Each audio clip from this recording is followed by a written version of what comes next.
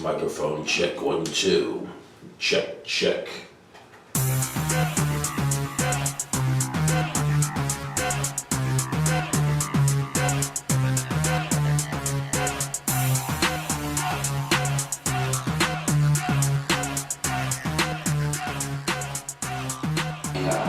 My analogy is like, alright, it was like crack, in the 80s. Like it came, Right. It hit hard, it made a lot of people money.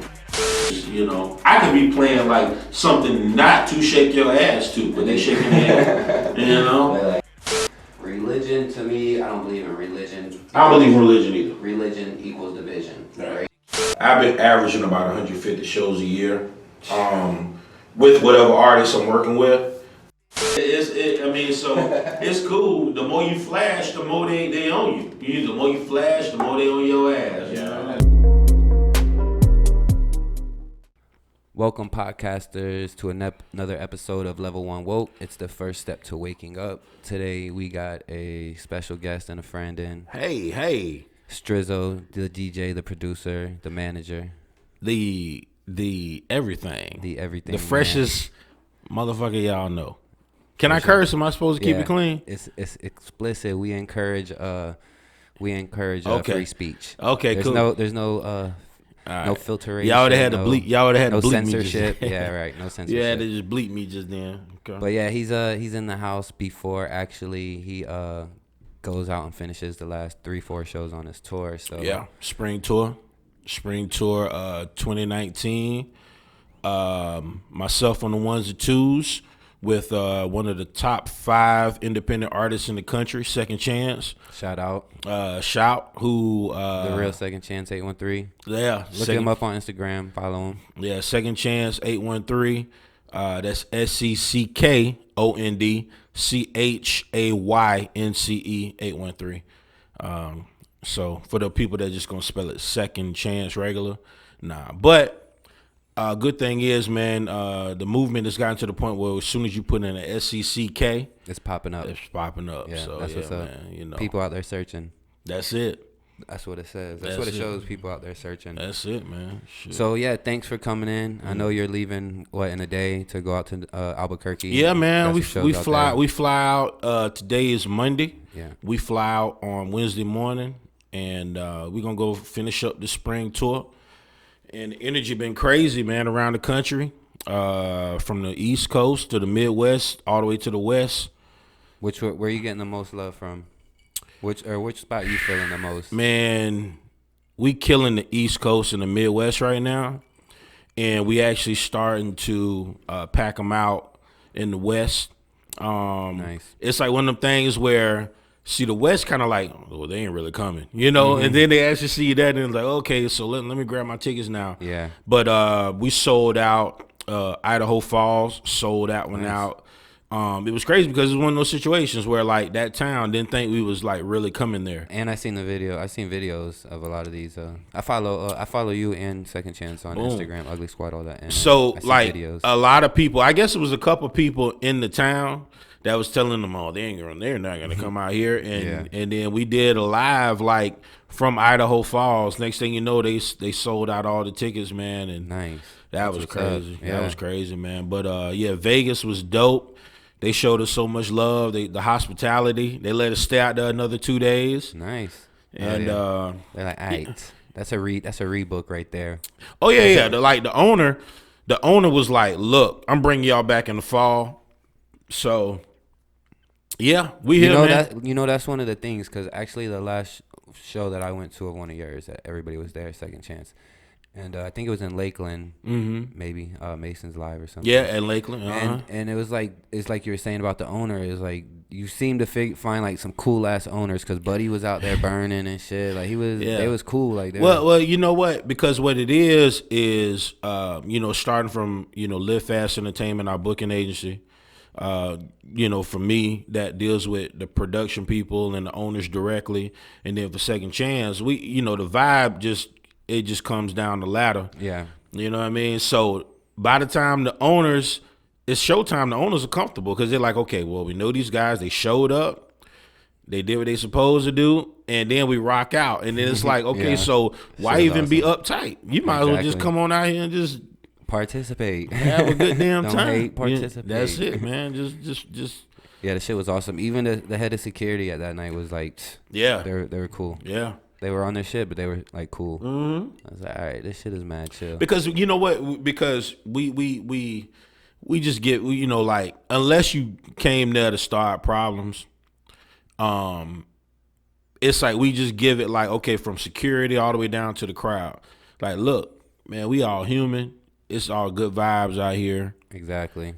Let's just keep spreading these good vibes. That's what our movement built on. Our movement is built on good vibes. You know what I mean?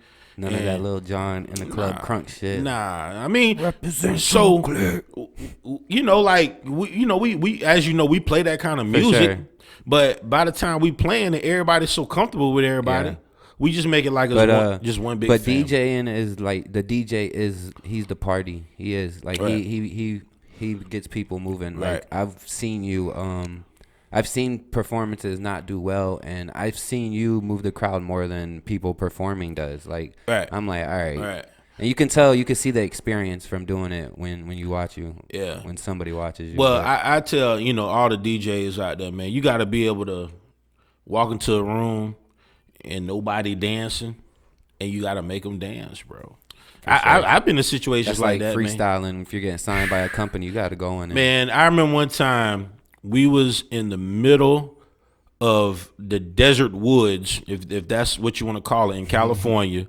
I was out there with Bubba Sparks, Yellow Wolf. Shout out. And you know, I was a DJ, and so the openers had nobody. I mean, like, the openers was basically rapping for themselves. Everybody was spread out, but it was thousands of people there. Yeah, they just wasn't, you know, Yeah. they all spread out, man. And I'm just like, and the DJ that was up there for the other artists, you know, he was just up there, just whatever.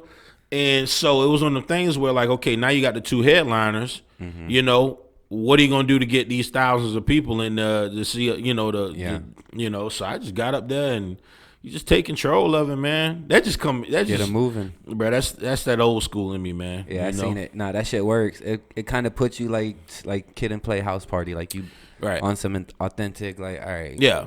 some real, like real we DJing. Like, okay, like, what are we doing here? Y'all didn't come out the house to, you know, sit there and look at each other. Yeah, you know, we gonna turn up, man. We gonna do it. So we got some shirts and some hoodies. Yeah, man. Tell us a little bit about these. So we got the Fresh AF, which is the Fresh as Fuck movement, man, which I came up with last year. Hashtag Fresh as Fuck. Fresh as Fuck hashtag, man. The movement is it's going crazy, man. And so the way that it came about, it was last year. It had to be February, I want to say. And I was somewhere in this country about to DJ. And I just remember I was rushing to get dressed, you know, and the outfit I put on was not how I wanted it to, you know what I mean? Yeah. You know how in your head you think the way an outfit gonna look? But when I put the outfit on, it wasn't where it needed to be, and then the shoes weren't where it needed to be. You know what I mean? And so I just had to talk. I looked myself in the mirror, and I was like, actually, I didn't look in the mirror. I looked on my phone because, you know, I was talking to Snapchat, and I was just like, man, I'm fresh as a motherfucker anyway. And I was like, damn, I wonder what happened if I put this shit on a shirt, you know? And the rest is history, man. The rest is rock and roll so history. yeah, man, we got. You know, I've hit over 1,000 pieces, whether it be T-shirts, tank tops, hoodies. So this right here is the Strizzo logo, Fresh as Fuck edition, and then we got just the shirts with the Fresh as Fuck on the other side, and that's what it is, man. So, you know, we got those cracking, and yeah, that's what's up. So official merchandise, where can they purchase it at? You can go For to the my new viewers and new listeners. Man, y'all can go to my website, freshasfuck.com. Okay, so there is a freshasfuck.com. PHRESHASFUCK.com. And then it's the one that's on the shirt. It's the PHRESHAF.com. You can go on there. You can get motherfucking shirts, tank tops, hoodies.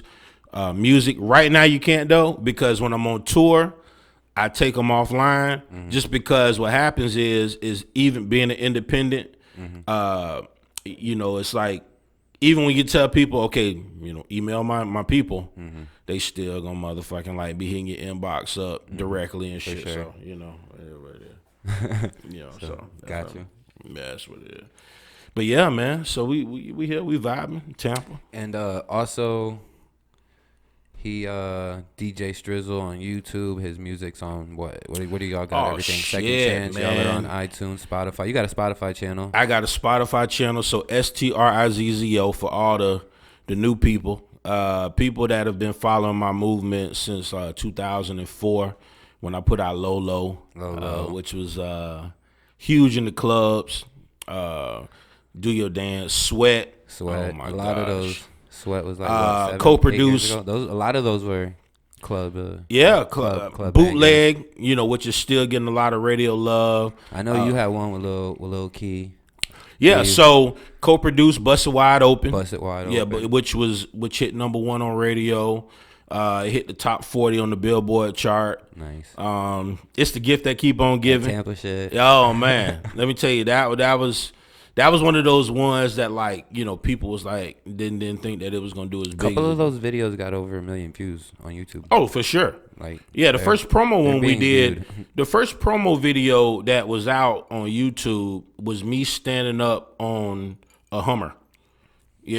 For Bust It Wide Open. I was just standing. It was the first promo video for Bust It Wide Open, and I mean that got to be about 4 million right now.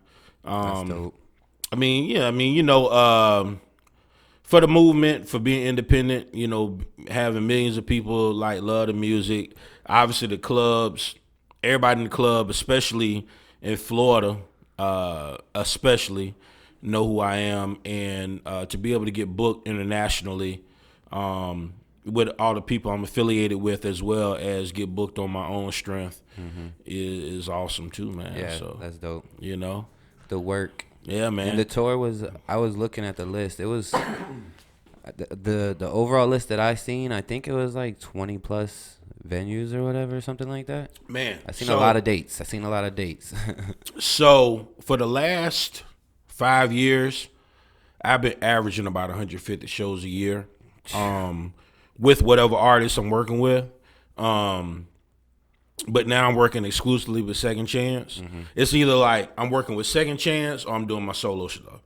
You know what I mean? And now he's getting booked. I mean, we're on pace to probably do about a good 175 shows this year. Nice. That's So it's the work, man.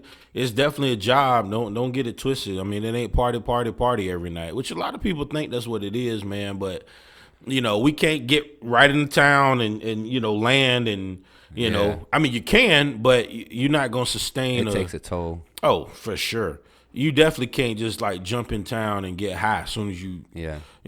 I love to be high. I mean, I love to drink. For sure. But at the end of the day, man, it's a job. Yeah. But they say when you do what you love, you never really work a day in your life. So Exactly.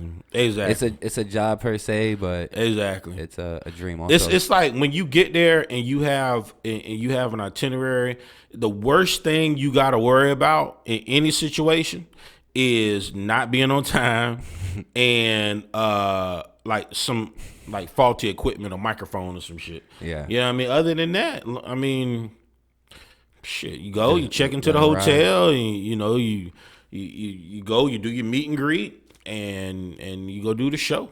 Yeah, usually. Do y'all still do rehearsals? At least one show, like a show rehearsal or something like that, or?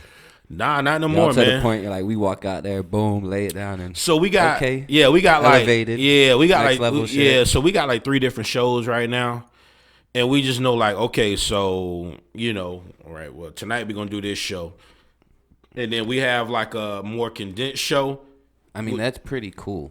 How many artists? Yeah. How many artists have that many different shows? They usually just do, like, even comedians do the same. They don't have like different shows to pick from. So we got like an hour 15-minute show, we got an hour show, and then we got like a 45-minute show. Nice.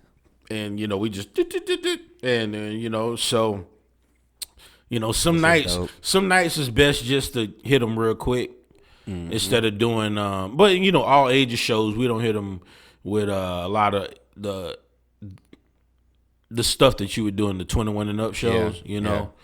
Even though like we you know, to this point you ain't really gotta do too much as far as like explicit shit. You know what I'm saying?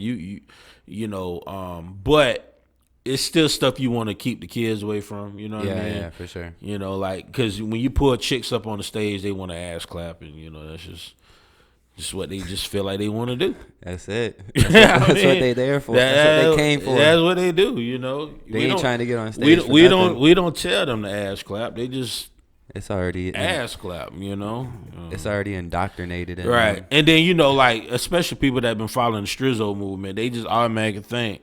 You know, as soon as I step in, it's time to just, you know, I could be playing like something not to shake your ass to, but they shaking their head. You know, they're like, yeah, we know your past music. We know you know all what I the mean? the up down. What you did? Up down, yeah, up down, man.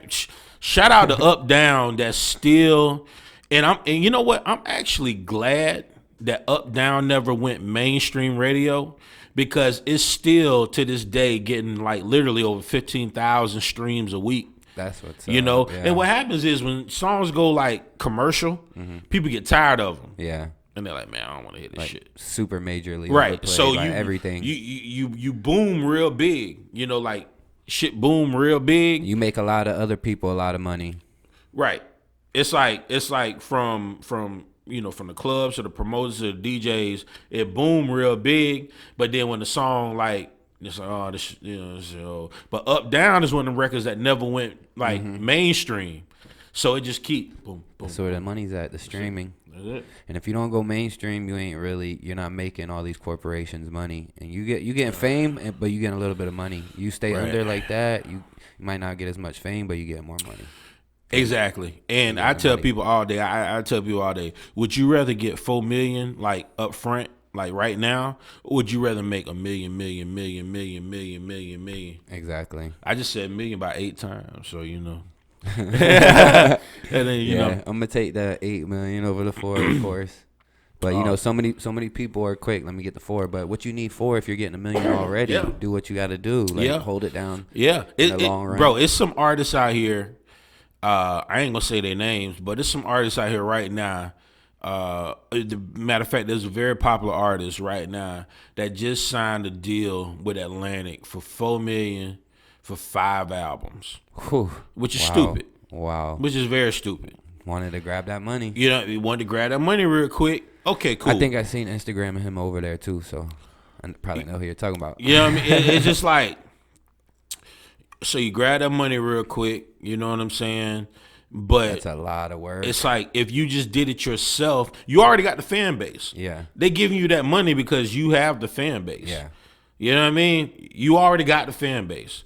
All you got to do is just continue to feed them with the music. Mm-hmm. You would make $4 million off of each project if you pushed it correctly. Mm-hmm. But what they do, they go grab that quick money, and then the label got them now. And then they got them in a 360 situation, which is basically like now they getting streaming, they getting licensing, they getting tour money, they getting everything. You know, I think that that terminology, the 360 contract, is actually a real thing. And you know, I think who like basically made that contract mainstream was Suge Knight with Death Row. Like that's how he had all his artists, and that's what became like the overall foundation for the way they do contracts. It was because he put that money up for Tupac to get out of jail. Yeah, remember he like put up like $1 million to get him out. $5 million, something like that. Something like that.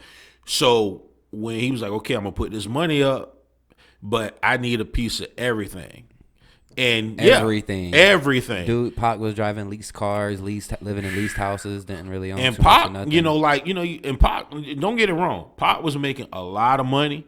Like when you see him up there counting the money and all that other stuff, boom, boom. But so imagine how much Suge Knight was making. But the thing is Pac's name at that point was so large that he didn't need to sign to another label at that point. He could have did his own thing and went.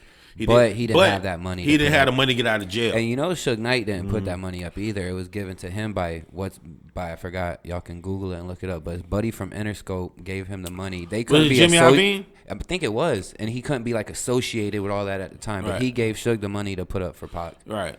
So if that And Suge got rich off of that situation. If it was Interscope, that was Jimmy Iovine. Yeah, more than likely. But good Feeny Shakur RP that passed away. She fought for Tupac's estate after he passed away, and I think like by 2000 or 2001 she already racked in, and by lawsuits and like taking over a merchant and shit like that, she racked in over 100 million. Like, wow. 100 million. And that was not even. He still had another 5 albums released after that with the Amaru label and all that on there and That's stuff like that. That's what I'm saying, bro. Like he had to die to get his shit right. Bro, let me tell you something, man. At the end of the day, it's like you rather stay independent.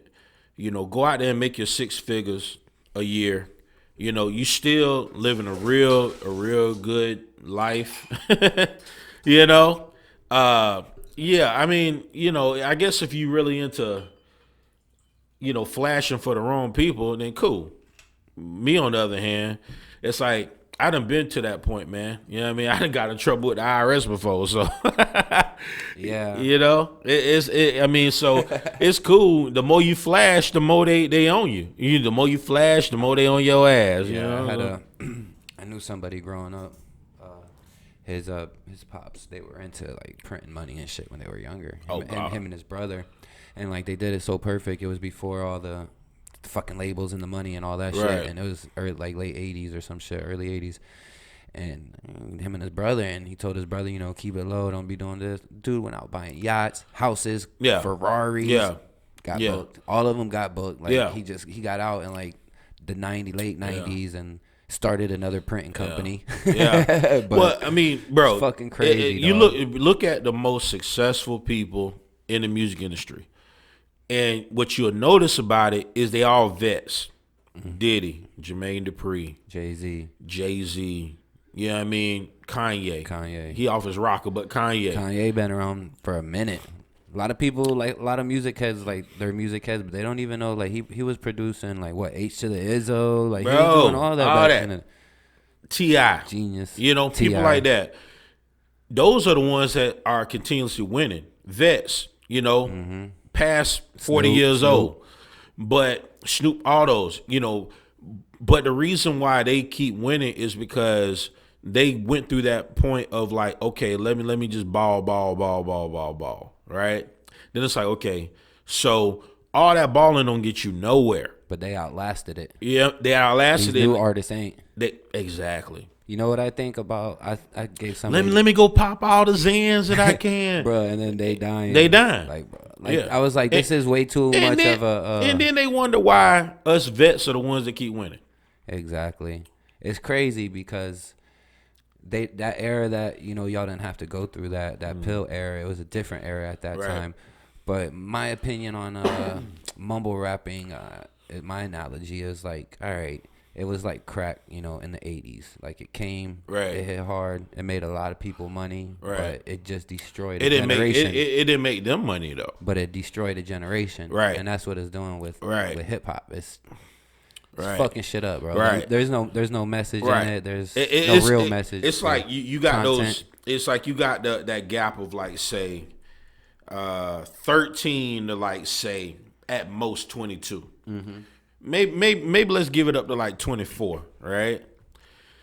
And then like once you get past that age, you realize like, damn, like either I fucked up my whole college education, I'm waking up feeling like shit, or I done OD'd and I'm motherfucking out of here. Mm-hmm, or one of my friends is the fuck out of here. You know what I mean? And that's happening a lot. Happening a lot. It's too much. Even with little like stars or A-list, B-list rappers, it's just right. And it's happening. It's happening too much to be coincidence. Then all of a sudden, you know, you get like say you made it through that. But now you like say you 24, because I look at the demographics on my Instagram and my Facebook. Yeah, my heaviest demographic is between the age of 24 and 46, which is crazy. Mm-hmm. So then it'd be like, okay, well, you know, we don't want to party with the drug rappers no more. you know, who can we party with? Okay, so versatile. I can go and I can shake my ass. You know what I mean?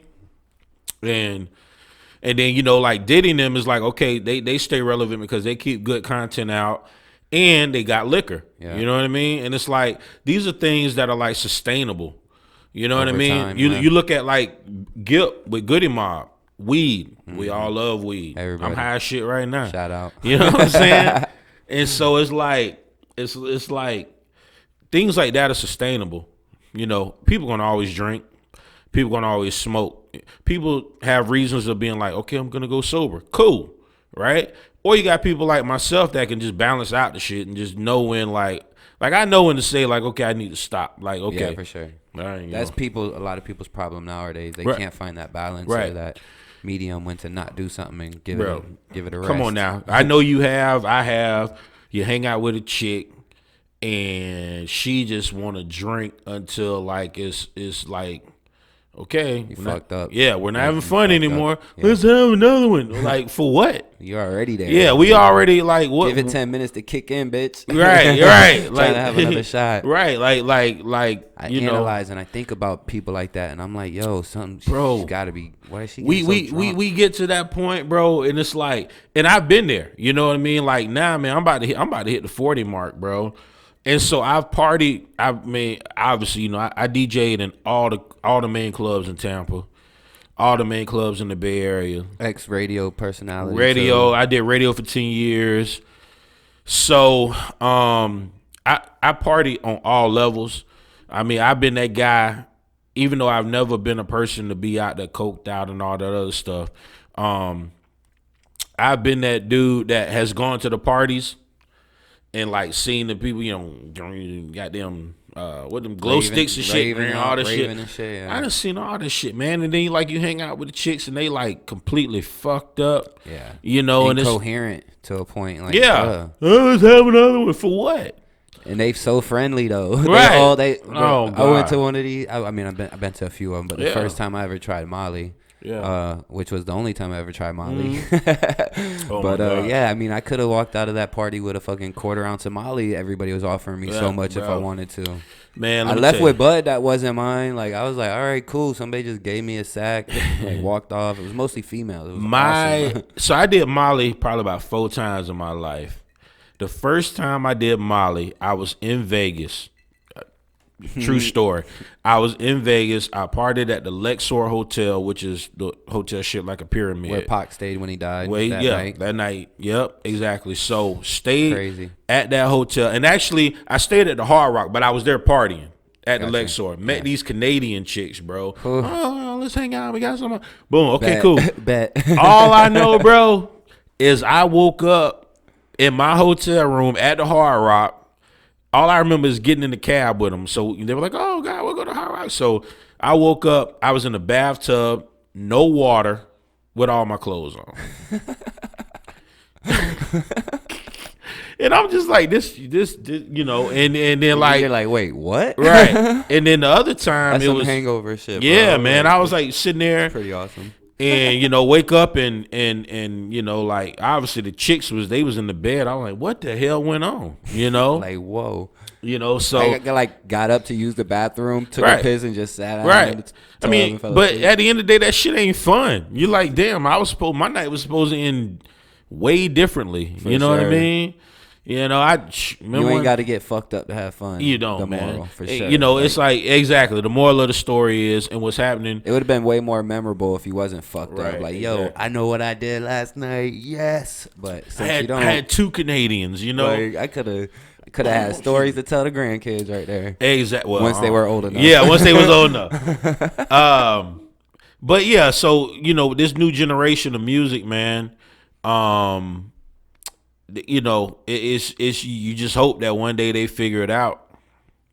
You know, Yeah. because you still got some of the artists, you know, and they just, you know, do a lot of pill talk. I think it's a wave that's eventually gonna, if not blow over, evolve into something else. And Well, what's gonna happen is okay. So you look at, and I'll say names. You look at what was that dude name? They all got Lil in front of their damn name. Lil Pump, the dude that died, or Nah, that not Lil Pump wasn't the one that no, died. he wasn't. Fuck. Lil the white guy. With the blonde hair. Yeah, him. I know who you're talking Lil, about. you know who I'm talking Yeah, I about. don't know why I said Boom boom. Him passed away.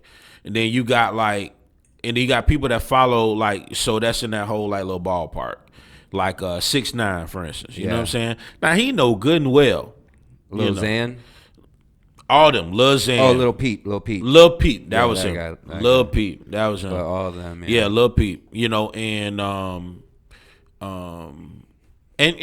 you know, even bringing it back to a surprising one was Mac Miller that didn't rap about that stuff. was surprising. Which you know, that didn't rap about it, but was still part of that culture. You know what I mean?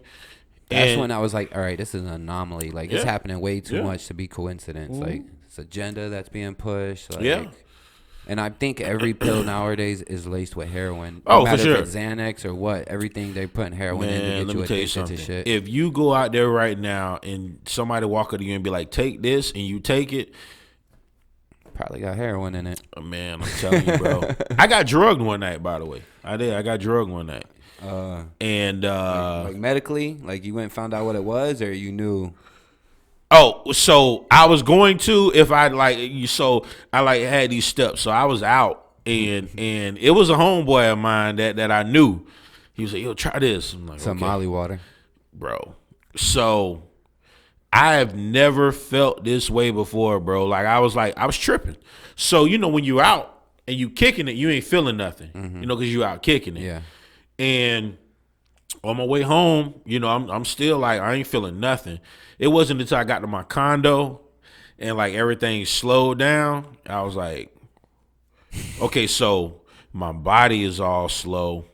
You know what I mean? Like my body is like, But I'm thinking. I want to go to bed, but like my heart, my mind, everything racing. Yeah. It's like, it was an out of body experience. I'm That's like, crazy. bro, Psychedelics, maybe? Bro, let me tell you something. I stood. It was in what it was, and you know he later apologized because I thought it was because you know usually I just smoke weed with the dude, you know, and he gave me some stuff that you put it under your tongue, Like some acid or. No, it was Molly. It was Molly. Yeah, it was Molly, but it was the direct Molly. You know, when you Yeah, put it yeah, under yeah. your tongue, you go directly, Quick, yeah. to you. So Hit you quicker, yeah. bro, I stood up in my I stood up in my kitchen, bro. Excuse me. I stood up in my kitchen until 8:00 in the morning. And I was like, if I don't lay down and go to bed by like 8:30, I'm going to the hospital. But I kept moving it. Okay, if I'm not good by 6, and then I was like, oh shit. Moving it and down, yeah, and I'm drinking water and stuff, bro. And I had a fuck is vision, going on? bro. I had a vision that I threw up, right, and I didn't throw up, That's nuts. bro. I was, bro. So let me tell you my experience for Yeah. Molly water experiments. That's what I like to call it because mine, I drank it in a drink, which might have been my fault. All right, and but It was- I like it was putting since your- I don't really know what happened. Go ahead. It was putting in water. Yeah, You- basically, it was in a drink, so they call it Molly water or whatever. But I like to say I got abducted by aliens because I don't remember what happened. And it's, all right. So we're in the strip club. We're in VIP. We got like 3 bottles of fucking Hennessy popped. It was me and like some local Tampa artists that were doing their thing at the time. I think they were like from Spartan or something like that. I forgot who they were, but it was a few of us in there. 3 bottles of Hennessy pop. We're drinking. I go to pick my cup up off the table. Buddy's like, yo, that's mine. I was like, are you sure? Because I think I just put that there. He's like, well, I don't know. So I was like, all right. I started drinking it. Pretty sure it was his, and it was Molly water. So I had a longtime friend there from childhood, and I don't remember nothing. This is what happened to me. Boom. I don't know what happened, but I remember sitting in the club saying, all right, I'm drinking it. I didn't even know it wasn't mine at the time. I just was sitting in the club, probably throwing ones, right? Next thing I know, I think maybe I'm getting off the floor and outside in the grass across the street from the club, walking up to I'm like getting off the floor, walking up to the sidewalk, and my homeboy that I said was in VIP with me, like a friend from childhood, he's leaving. He's driving by. He's like, yo, you good? You need a ride? And I'm like, yeah. Did you drive there? Nah. I think I took Uber and shit. But I was like, all right, cool. So I leave with them. He drops me off. He's like, what the fuck you doing out here? I don't know. I was fucked up. I hit him up the next day. I'm like, yo, so what happened that night? He's like, what do you mean? I was like, I don't remember shit. He's like, all right, cool. This is what he tells me. He's like, you stood up and you seemed like wavy, and he's like, you grabbed on to like something and made sure you could stand straight. He's like, then you walked out. You said, I don't know if I was getting fresh air or what. He's like, but you walked out the front door. Right. He's like 3 minutes later, I walk out behind you. You're not out there. He's like, I look at the security, and I'm like, yo, where'd the white boy go? And he's like, oh, I ain't see one. So he's like, all right, bet. He goes in, has a few drinks. He says in like 45 minutes, an hour passed by, and he leaves. That's when he sees me. So I lost time for like an hour. I don't even remember crossing the street or doing nothing. Damn, you better let you get hit by no damn cars. I had like $1,300 in my pocket too. Like, it's not like I got robbed or anything like that, bro. So I was like, really, like, yo, I got abducted by aliens. Nah, man, I'm real like Molly water, don't do it, kids. bro. Don't do Molly water. But yeah, so after that, and I know exactly who gave it to me. But after that, I was like, bro, like when somebody give me something, I ain't doing it no more unless it's like some weed. I see you roll it. Yeah, you know what I mean. Sure. Like I ain't smoking nothing, bruh. I ain't, you know what I mean? Because it's just like, you got one life, man. You know what I mean? Other people's intentions. You don't know. You don't know. You know what I mean? You knew Buddy, and he, you know. That's it. And although they say, you know, life is short, life ain't that damn short, you know? You could definitely pick up pieces along the way and learn stuff, man. And you know, they should have fucked you up out here, man, if you don't. For sure. To me, I think that's what life is. My kind of philosophies is like we're like we are like, we're not eternal, so we're visiting right now. This time, like this era that we live here on Earth, we're visiting this time and this place, and we're here to observe and learn and grow and love, and then basically, you know, you evolve to the next, you transition to the next part of your journey. I believe the same thing, and I'm gonna tell you why. Because I'm like, okay, so we don't accumulate. I don't think that we accumulate all the knowledge that we do in the course of a lifetime. That we should. Right? Yeah. And but everything that we know, right? So, you know, me and you, we talking, you know, boom, boom. And then one day, say at, you know, because I always say I want to live to at least be 85, right? So that'd 85, I die, right? Does all that knowledge just, no. Mm-mm. You know what I mean? That's so. It could cycle back through to gain more knowledge. Like almost like reincarnation. Yeah. It could, it's possible. But or takes form in a more advanced being somewhere. Because so we are energy based first and matter based second, and the galaxy is energy. It doesn't waste energy, so it's not like our energy can just disappear when we die. Right. So it goes somewhere. I think we evolved also in an energy form. To me, I'm not really sold on any situation because that's like a hard thing to prove either way. But it could make sense as a point of reincarnation too, like coming back until your soul reaches a certain intelligent level that it's ready to evolve to the next journey or the next. But it's like our pineal gland, our third eye. It used to be like the size of a fucking grape, like it was big and fat. Now it's like the size of a raisin. And they say that fluoride that's in your toothpaste, I think they're putting it in your water now, that it turns your pineal gland to stone.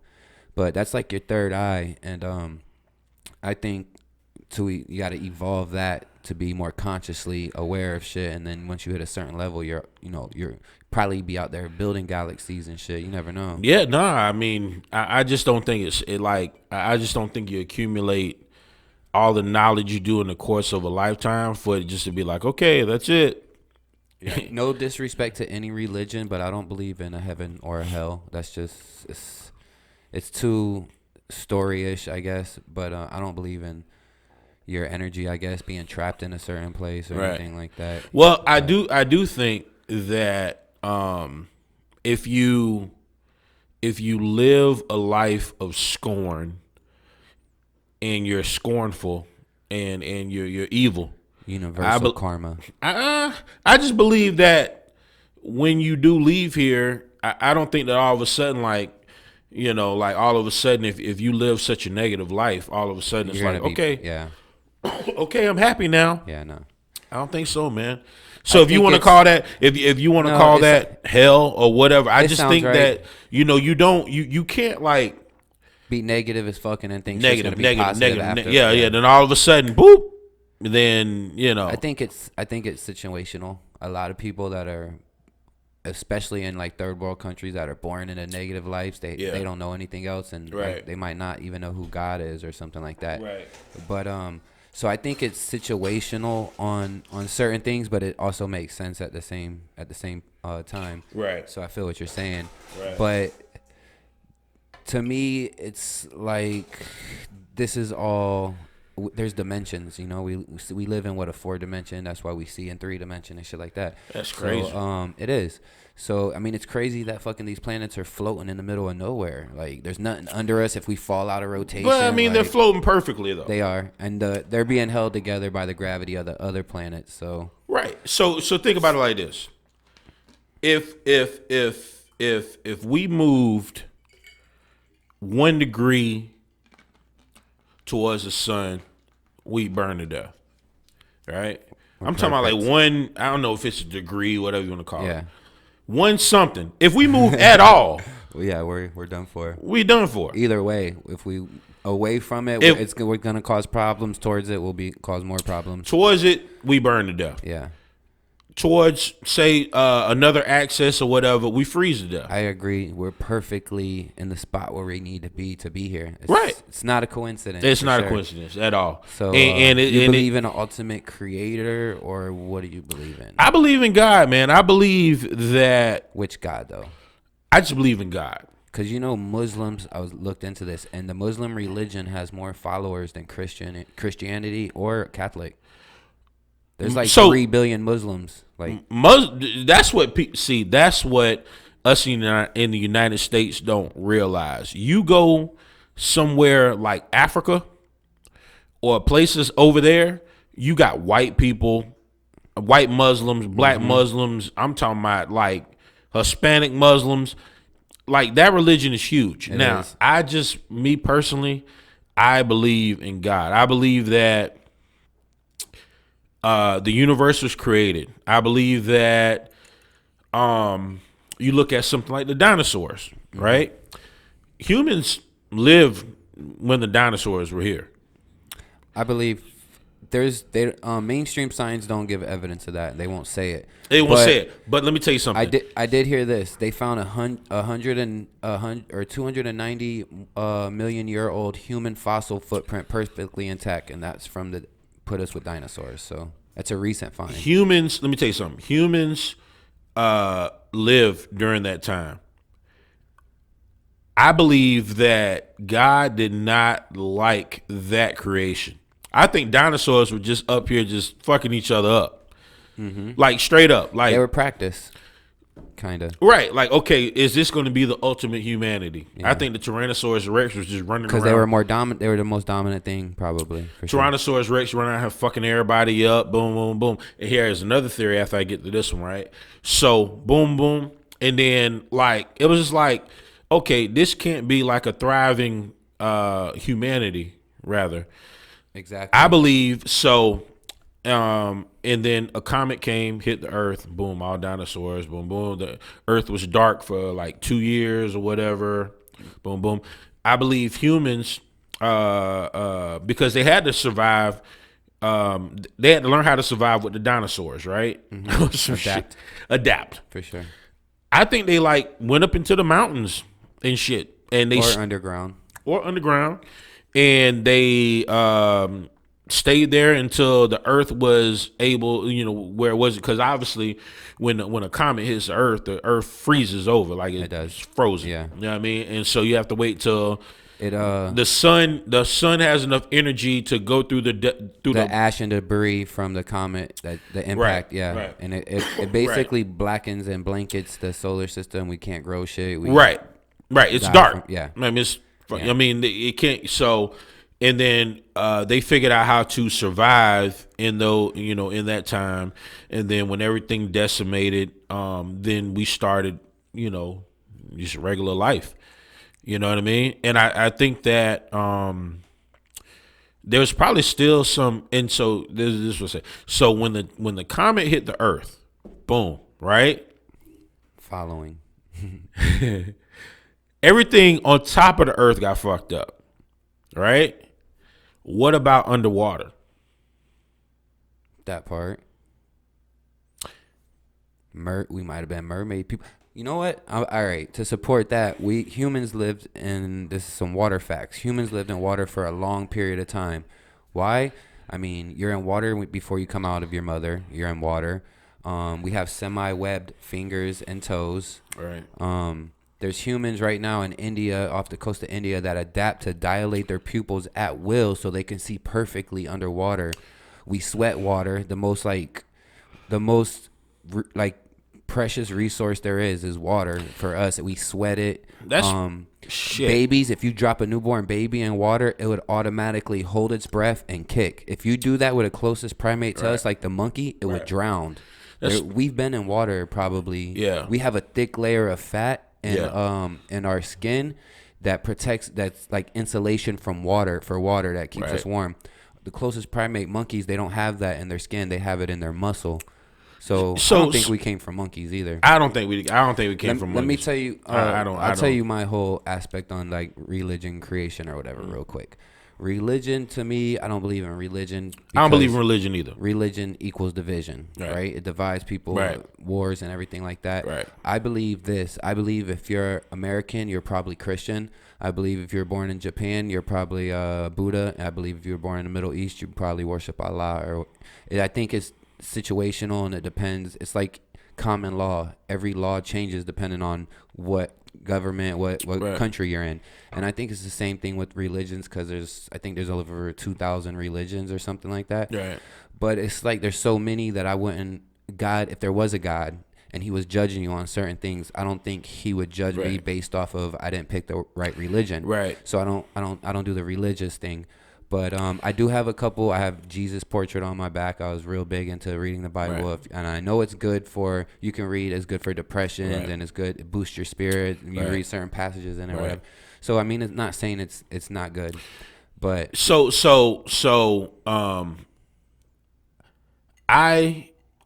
exactly, religion is I think a lot of religion produces division, for sure, if that makes sense. Yeah.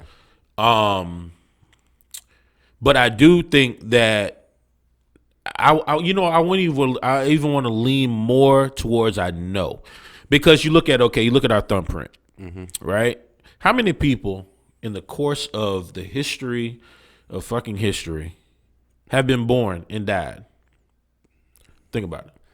Yeah, probably an uncountable amount since recorded history. Yeah, that we know about, and even before that. Let's just call it an infinite amount. Yeah, for sure. Right? For sure. Nobody has the same thumbprint, fingerprint. Nobody has the same fucking fingerprints. Unique in every way. Even twins, right? I know for a fact that, and I believe it's the same way with animals, right? This is like our serial code or whatever the fuck you want to call DNA print in physical form, or barcode. That too. To God, the ultimate being, right? That part. The creator that leads us down the path of where our life is supposed to go. All right. Think about it. Why do we not all have a identical fingerprint? Why don't we all have an identical everything. Dental structure. Yeah. If you get completely fucked up, I'm talking about like completely fucked up. You've been burnt to death or anything. They can pull those dentals and find those. Exactly. That's crazy. And so that is why I believe. I mean, you even just, when there's no DNA, dental. Let me tell you something. When you walk out and you see just the most crazy shit,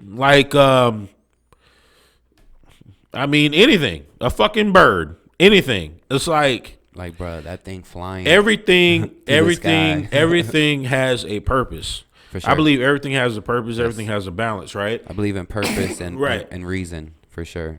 So it's one of the things where, I think if we use anything, okay. So I mean, even going deeper into that, The rabbit holes, bro. The rabbit holes. They're everywhere. I mean, bro, like follow so them even going deeper into that, like, I mean, you look at like all the medicines, right? All the medicines that we use to make us better comes from the earth. Cocaine comes from the earth. Weed comes from the goddamn earth. Heroin, It's natural. earth, natural. If we use all these things, if we use them and we balance them out the way that it was created for, Yeah. we'd all be good. But Yeah. no, what happens is this. Now we take something that's from the earth, that you grow from the earth, and you make it illegal. Cocaine, illegal. Heroin, illegal. Weed, in most states, illegal. Right? Yeah, but there's a lot of other countries that, drugs are legal. Like if you go to the Midwest, That's true.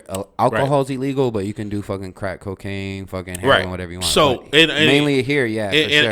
and I'm basing it on the United States, but Yeah, we suck at everything. the long and short is that it comes from the earth. Exactly. God put all these elements, if you want to call it God, and this is another conversation that me and Chance had one day. It was next level, but He's into it. no, I mean just words. I mean, like conversating about things like that. Oh yeah. When he Definitely. come into this, when he come over here to Yeah, we gotta have him on. bro, y'all gonna like you, bro. You think I can get deep, bro? He can get He's super like, yo, deep, I'm bro. into this shit. Like That's awesome. He's a humble dude. When I met him, like yeah. the first time, bro, Yeah. he's mad cool, dog. Yeah, he is, man. So it's just I think that you just look at all the elements that make up everyday life on this earth, bro. It's not a coincidence like how it happened. Like oh God, a comet came and then like boom, and then there was the big boom, and then Yeah. okay. But All right. the thing about dinosaurs is their scientists are starting to say that they're starting to paint feathers or like gills on them now. Like they're not that skin texture no more. They think they might have been feathered in different color, like small feathered, but like feathered gills, but different color. Like now they don't even know. Like, You know what? Who knows? So it's fucking weird. The man above knows. But what I'm telling you is that like everything was put here for a reason. I mean, we all have a path. It's perfectly put here too. Man, death sucks. But that's the thing about creating something. Right. If you're selling a product, you create it perfectly to work and so you can sell it. Bro, everybody got a path, bro. All right. Everybody has a path. Like, bro, you look at it like this. Look how we met. We met at a hockey game. For sure. I got Tampa Bay Lightning, Which was dope party deck. He was DJing on the party deck. Which is looking awful right now, by the way. Jeez. Before I truck forward in my thought, that's why I tell y'all, don't get too excited about what goes on in the regular season. Yeah. Because it's the playoffs and the championship that matters. Yeah. Now we down 3-0. And Yeah, what? unless some miracle happens and so they pull some shit out their Bro, ass. I'm talking about like I was just at a game like 2 weeks ago too. It's fucking awesome. so you look at us meeting, and so I was on the party deck. They asked me to be one of the official DJs for the Lightning. I was like, yeah, let me try it.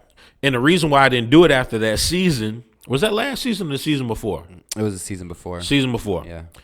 I don't know. It was like, it was cool, but it wasn't really complimentary of my brand. Yeah. So I was like, It was just like a job basically. Exactly. It was cool to put on a resume for like, oh, I was one of the official DJs for the Tampa Bay Lightning. But at the end of the day, cool. it was one of the most boringest shits ever. But we met, right? Yeah, for sure. So we met, and that was for a reason. Yeah, you know what for I mean? sure. And then it was Met a like few times after that. Yeah, exactly. It was just like, yo, And let's here now. Yo, let's boom, and we're here. Let's just stay in contact, bro.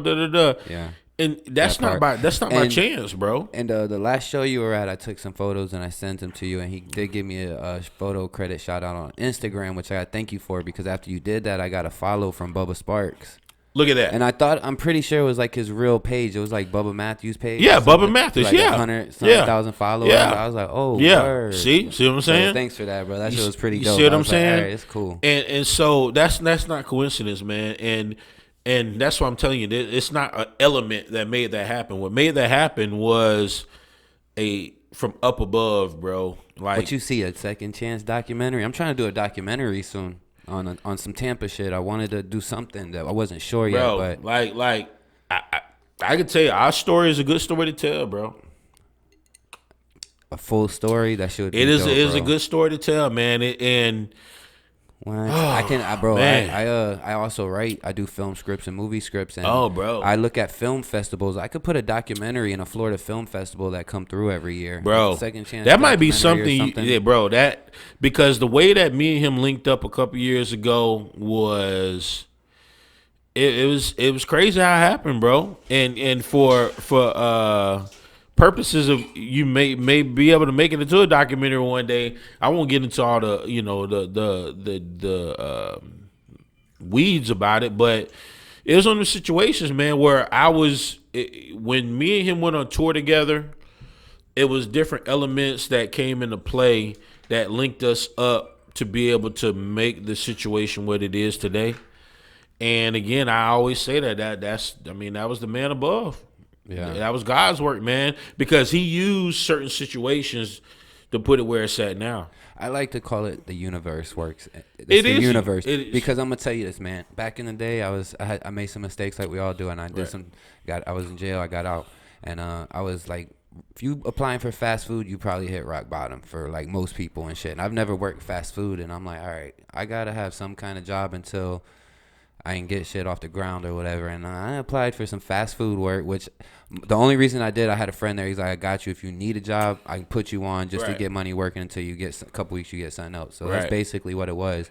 But at the time I was doing the interview, I'm talking about out of jail, dead broke, no fucking money. I was adopted, so I didn't have natural family to fall back on or anything like that. And I was adopted into a middle class big family that they weren't wealthy. So and so I'm like sitting at this interview, waiting to speak to the manager. Have a seat. You hungry? You thirsty? No, I'm good. I'm just waiting.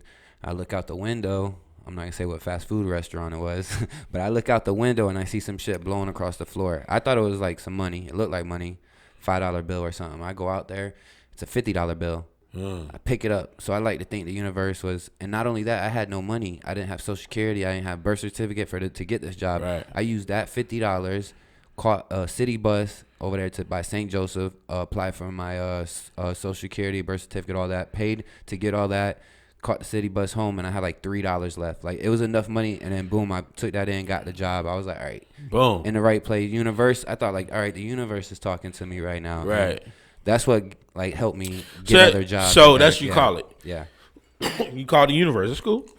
I mean, some people call it God. Some people call it the universe. But basically, shit was in the right place at the right time when there y'all you met. Bro, it's not coincidence, bro. Yeah, no. I like to believe in purpose and reason, and not coincidence. It's not a coincidence how shit happened, bro. It's not, bro. Fuck, man. Bro, we'll be here till the motherfucking 6 a.m. If I told you about all the times in my life, bro, where shit just like. It just happened, bro. Like, I'm talking about at the most craziest time, bro. It just, Yeah, and shit is almost like prophetic in a way. Like, it had to happen at that time. Imagine it happened at another time, it wouldn't have worked right. Like, exactly. Exactly, bro. I had a few of those experiments. And so, bringing it back to me and Chance, there was a guy. I'm gonna spark one if you. Oh, yeah, go ahead, man. Spark it up. So there was a guy, I'm not gonna say his name, who's a promoter, and so I did a tour with him in Bubba Sparks, right? Did a tour with him in Bubba Sparks, and after that tour, Bubba needed to take a break. That guy happened to step to me because when I got back, I was like. I'm just, I did work with 69 Boys. I did work with Peter Pablo. I did work, with Yin Yang. And so I was just out there kind of like just, like whoever needed like a DJ to rock with them, whatever, boom, boom. And then this guy who doesn't believe in a higher power, by the way. He doesn't? He doesn't. Atheist? I mean, I don't even want to give him those seconds to talk about him. He a dick, to be honest with you. So he hit me up and I didn't know this at the time. I didn't know all that about him, but hit me up at the time. Yo, I got this tour. You know, a guy that you know that you rock with in Tampa. Second Chance, like, oh, okay, yeah. Boom, boom. You know, he's starting to really blow nationally. Da, da, da. So I was like, cool, man. I'll do the tour. You know, let's go out here and do the tour. Da, boom, boom. So we did that. It was like a 9-city tour, bro. Maybe 9 cities or whatever.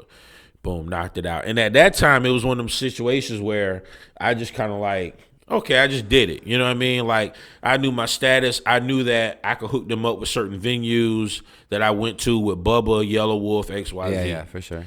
Boom, boom. So it was like, okay, cool. Connections, whatever. for sure. You know what I mean? Hell yeah. Boom, boom. So did the tour. And after that, it was one of the things where like, okay, man, well, you know, we'll see you later. You know? And then I got on tour with Peter Pablo and then went out with him, XYZ. How was that? Petey a crazy dude, man. That's a whole nother conversation. But so then the same guy hit me up again, was like, yo, so we gonna take this tour like national for the spring. Bigger I was level. like, yeah. I was like, the Undeniable tour, right? Yeah. I was like, all right, cool, man, whatever. You know, long as I got this, and this, you know, I'll come on there, whatever, boom, boom, boom. And we decided to make it official then, right before that. That's pretty dope. And what happened is we went out there and we motherfucking made it do what it do. And then we decided that this was going to be how we was going to roll, how we was going to rock. And shit, after that, shit just started blowing up, bro. Like, seriously, I seen it. I watched the progress. I follow both of y'all too. So it just like when we linked up and we made it official, bro. It was like, okay, bro, you already got momentum. All I'm gonna do is come in and be like a rocket booster. Yep. I'm just gonna come in, bro, and like taking off. and I'm just gonna be a booster.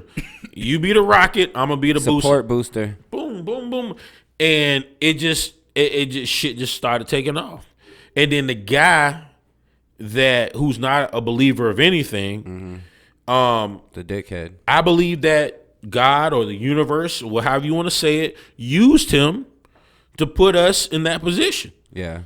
And then that was it. That was it. Fuck that guy. Fuck you. Yeah. And then Thanks, but fuck you. Exactly. He's salty. So you're booking shows on your own now? Is that how that's working? Are you helping book tours? Or? So, I'm just like the architect, basically. We have a booking agent. Nice. I just kind of sit back. I'm like Charlie from like Charlie's Angels or some shit. You know what I mean? You know, I just kind of like sit back and look at everything as a whole. I look at where we're trying to go and what we need to do to get there. And I look at like, okay, what all we got going on and what's the best situation for us to get there. Because being that, you know, I worked in radio for 10 years, I saw how, you know what I mean? I just saw how, you know, like. Gives you a leg up. Timing is, you know, that's how me and Bubba Sparks met, by the way, is I was working at 95.7 The Beat, and they came to the station, they took us all out. For the Miss New I think Booty. I remember that when he was down here. He was at the Green Gators or Green Iguana or some shit, performed over there. Yeah, well, you know, he lived here for a while. Did he? Yeah, he lived Tampa? here. Yeah, he lived in Tampa for a while. What? Yeah. Nice. Yeah, That's what's man. up. Yeah, he lived here for a while, man. And he had a nice buzz back in the day, bro. Yeah, like, bro. Like, he went mainstream. Like he took off. He had his songs were in movies. Bro, Miss New Booty was the #1 record on the charts for shit, like 2 months, something like that. You know, he's getting booked right now to this day. Yeah. Back to back, like for Miss New Booty. Yeah, because it goes back to talking about the new generation. People would rather book somebody that has a long history. Yeah, he's got a name for sure. Than to book these new young dudes that might not show up, might whatever, might take a hotel room. Exactly. You know, XYZ. So number of things. But yeah, man, it just all worked out that way, man. So I believe just shit don't just happen by coincidence, man. We all have a purpose, we all got a path, and we all got our own identity, bro. Whenever we don't feel that way, look at your thumbprint. Why are we able to take our thumbprint and open up our phones and shit? And look at your feet print. Why did they take tattoos of babies' feet and print them on them and shit? Like, it's crazy. It's fucking crazy. Everybody is unique. Like DNA, they said the way. Have you ever thought about it that way though? What way? About the fingerprints and shit. I haven't. I didn't think about it like that, but it is, and it makes you wonder why they started the whole fingerprint system and shit like that. As because identification and shit. You bro. That's crazy. Think about the birth certificate is a Nazi concept. Think about the course of a day, right? Right now, how many things you touch and leave no DNA everywhere. No. Think about how many babies are born right now as we're talking. And how many people are dying right now as we're talking? Globally, right? Globally. Yeah, that's crazy. Nobody has the same fucking fingerprint. Yeah, that's crazy. Even with 8 billion people on Earth, another 100 trillion that probably lived here before us. Think about it. That's nuts. You can't find a copy of your own fingerprint. Can't anywhere. That's so unique on like another level, bro. Like, and when you look at it, it looks so simple. That's why I don't believe in that Darwin, that natural selection. We just evolved naturally to be perfect the way we are. And we look at it, and there's a lot of things like, oh, God, that looks like that could be similar, but it's not. You got M's on your hand? Like, you got M's? See, yeah. So we got M's and shit. I'm and there's palm readers. Right. There's palm readers that read like lifelines and shit like that on your palms. Nah, true shit. Like with accuracy, some of them, like the legit ones, not the scam ones. But bro, so we can call it the universe. We can call it God. We can call it the man above. Can I tell you what I think really quick? Yeah. All right. The Sumerians, they were the first recorded ever language. They have tablets going back 7,000 years old. And they created everything. They created the mathematical time, 60 seconds in a minute, 60 minutes in an hour, the day, the time. Yeah. They created the plow, the wheel. They created language, laws, cuneiform. That's how they spoke with like symbols. They put them together to form words. They created agriculture. They started farming, domesticating cattle and shit like that. Mm-hmm. These people recorded language. These people... they get so much credit, and every day they created a 360 degrees in the circle. They were fucking mathematical geniuses. They had our whole solar system depicted on their tablets. They don't have fucking telescopes. How did they see Pluto out there? How do they know about these planets? True shit. All right, so these people, they get props for all this shit, but when it comes to it, they leave them out of mainstream history or learning and education because they spoke about the Anunnaki. The Anunnaki is translated those from heaven that came to earth. They speak about the Anunnaki that came down here and basically manipulated the Homo erectus, which was our ancestors 21 million years ago, and genetically manipulated them to become like modern humans, evolve gradually. And it ties into Genesis and the and like Atlantis and all these lost cities and shit. Yeah. But the King James version, the original, the First Testament, is basically a condensed version, an edited version of these 7 tablets of creation that were found. It was like 18 Sumerian tablets that were found. 7 of them were called the 7 tablets of creation, which 7 appears the earth was made in 7 days. We're the seventh planet in from the outside of the solar system. Right. There's a bunch of shit. 7's a biblical number, all that. Right. And in Genesis, they talk about the Nephilim coming and taking human wives as their own. And the Nephilim is basically the sons of the Anunnaki, which come from Nibiru. It's like a planet that comes in rotation of our solar system every 3,600 years. But this is proven by science. The gravity of this planet is detectable, right? So there's something out there that we can't see that's got like a gravitational pull. And they said if you remove the idea of there being a planet we can't see, you will create more problems with the gravity than you'll solve. So it's there, we just can't tell. So they created humans to like the story was on the Sumerian tablets is their ionosphere was weakening and it couldn't reflect the sun properly. So they came to manifest. They created humans to manifest gold, like because it is a proven fact that nanoparts of gold you can put in your atmosphere and it will reflect the sun. NASA uses it on their rovers and their rockets, gold foil and shit. It's a sun reflector. So is that what the Rover 1 got? I'm not the Rover 1, but the Voyager 1. Why hasn't it melted yet? Is what exactly. And look at the one that how close is it? It's like, close. Like 4 days ago, Israel crash landed on the moon. Their boosters for their rocket didn't land. It was actually it wasn't manned. It was they were putting a satellite on the moon and it didn't land and it crashed. But when you see the footage of it floating above the moon, everything's gold on it. And the Anunnaki supposedly kind of help. Like are they saying that? Are they saying it was DNA. because of the way the sun was shining and then the smoke and all that other stuff? They were saying that their stratosphere and shit was like losing strength and sun was getting through more than it should have, and it's burning everything. So they needed nano gold, and like they harvest humans. So like when I hear that, I think about. But the things about these tablets, they talked about the flood, the Noah's Ark, the flood. They were saying that they were watching the flood from their celestial boats, basically like ship boats from like in the atmosphere, watching the flood. Like the Anunnaki, they were advanced. They knew the poles were gonna shift and cause a flood on the world, and like some of them rebelled. Like they loved the humans as their creation. They didn't want them to die, so they told people like Noah to build an ark and shit like that. And it ties into that biblical. And that's why I'm saying like the like King James version of the Bible is basically a condensed version, edited version of those 7 Sumerian tablets of creation. Something we were looking at before we started the interview. We were looking at the mountains in Colorado. Yep. Right. Big mountains. You look at New Mexico. You look at the Grand Canyon. Right. You know, all that was underwater. The way that all those things got their ridges formed by water. That's crazy. You know what I mean? Yeah. And then I go to thinking like it was formed by water. We might be due for another pole shift soon.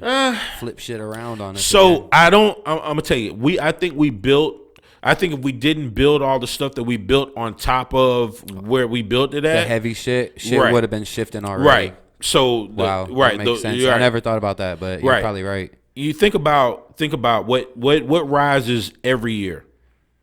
The water. Yeah. Right? Yep. The water's really supposed to just be, and we're already mostly water, the earth. Right. So think about it. The Grand Canyon, all that stuff. How do you make those were at one time underwater canyons. Yeah. That's how they got all the ridges and all that other stuff. Currents, underwater currents. It can't happen like that anymore because we built roads and shit all over pyramids, all over top of it, right? So it's one of those things where it's like, okay, well, the water keeps rising. The water keeps rising because that's what it's supposed to do. That's what it was always gonna do. Look, okay, so how far up is the Grand Canyon? About 7,000 over sea level, maybe 7, 8, yeah, above sea level. Right. That's actually sea level on certain places. That's crazy. Do you get what I'm saying though? So we say when you see the signs, it says above sea level, right? No, motherfucker, that's sea level. Yeah, because if you flip that around and look at Tampa and parts of Florida, it's under sea level, but we're literally not underwater, so that makes sense too. Looking at it, do you get what I'm saying? Yeah. So we done built so much shit, like literally, we just like a motherfucking smidgen away from like just like being all underwater. That's crazy. So when somebody says like, okay, so like we just well, this is like under sea level or above sea level. No, that used to be sea level. Exactly. That's crazy. You get what I'm saying? I feel you for sure. It's like these canyons, everything you see, all these like right over there in like Montana, Wyoming, they have these outdoor. Look at Yellowstone.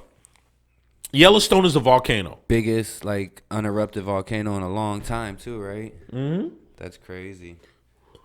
And those. Why does all the wildlife go there, bro? I was in Yellowstone, and a real deal bison buffalo was walking down the street, just walking down the damn street. Oh, yeah.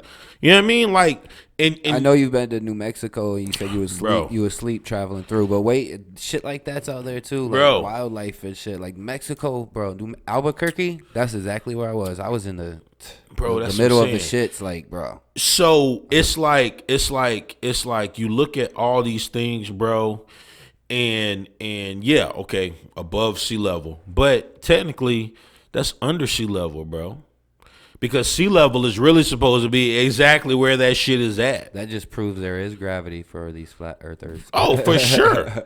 Now, I do think that going back to the dinosaurs, I think that when the comet hit the Earth, boom. I do think that a lot of that sea went up into the atmosphere, space, whatever, decimated, Water vapor and shit. Right.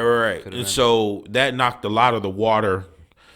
Yeah. Because I can tell y'all right now, if a comet if a comet hits this Earth, Tidal wave, tsunami. oh shit's man, going we up. might as well all just cancel Christmas, and it's a wrap. Survival. Yeah, let me tell you survival of the something. fittest. If a comet ever, you know Big what I mean? enough one to do some damage, yeah. Oh, bro, you might as well. Ooh.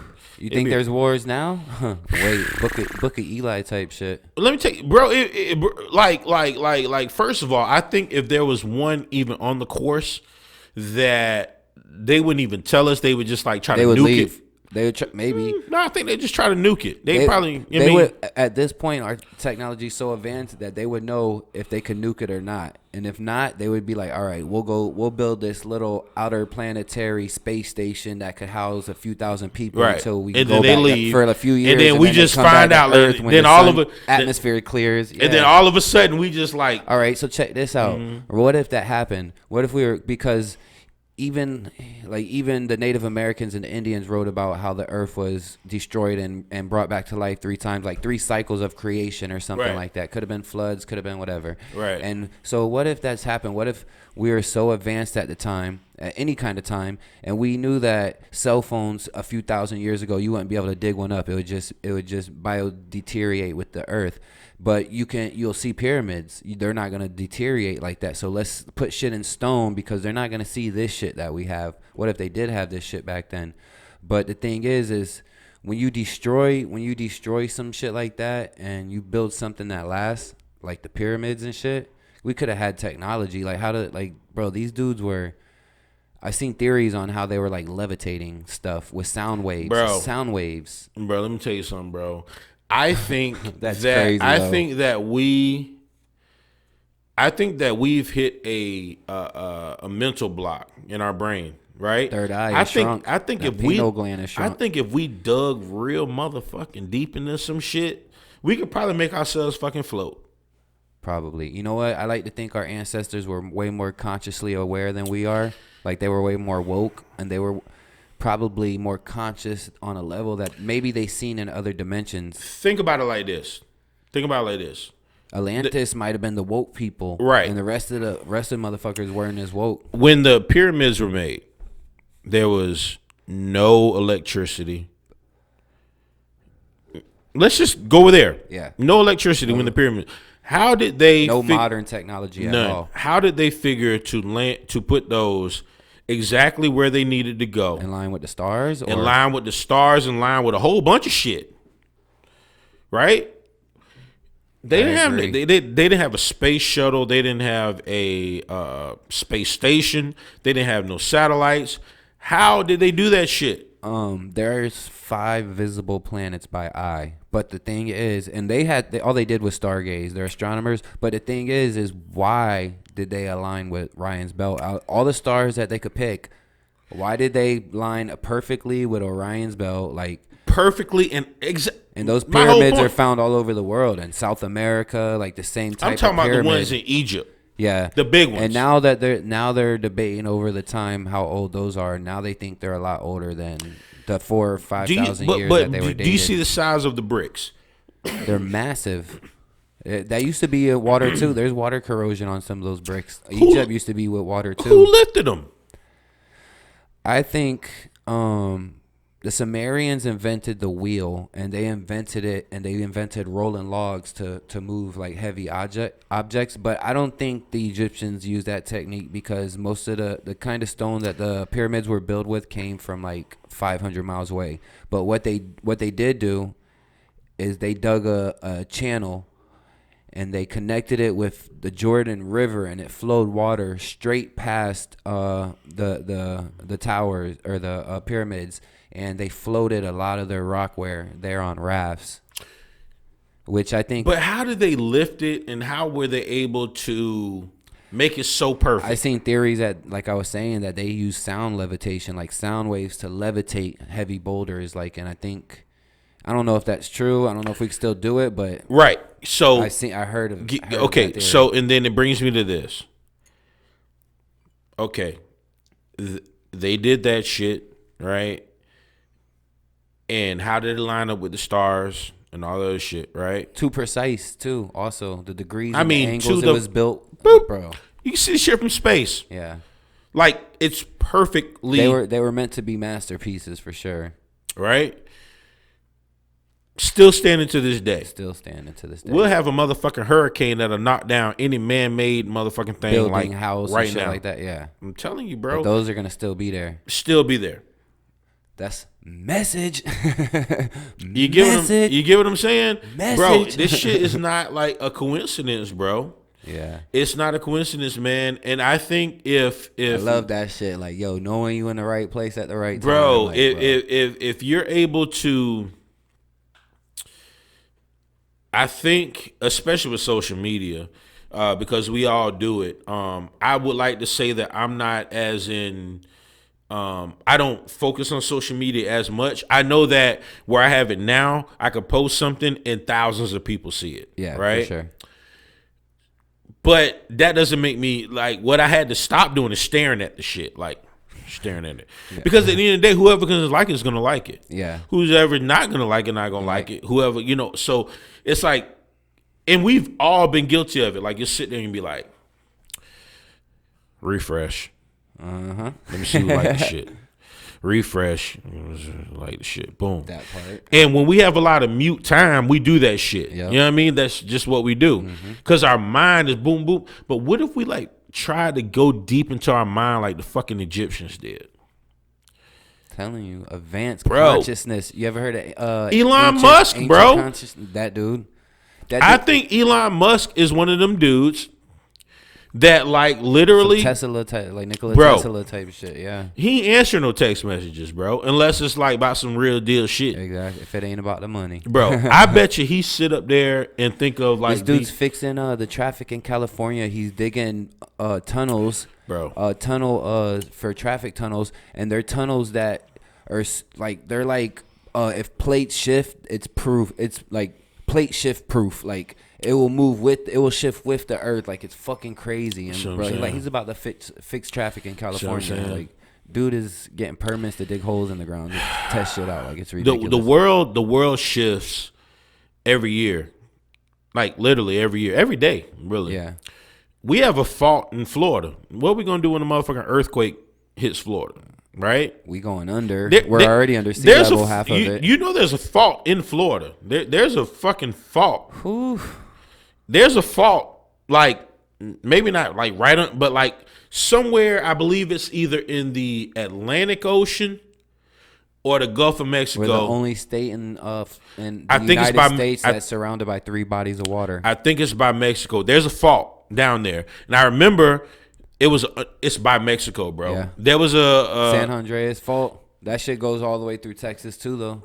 The shit shifted, and they thought it was going to be a fucking tsunami. It didn't, obviously. You know what I mean? Yeah. But because it's still that. But bro, what about when it? Because the Earth used to be one big ass fucking rock. Yeah.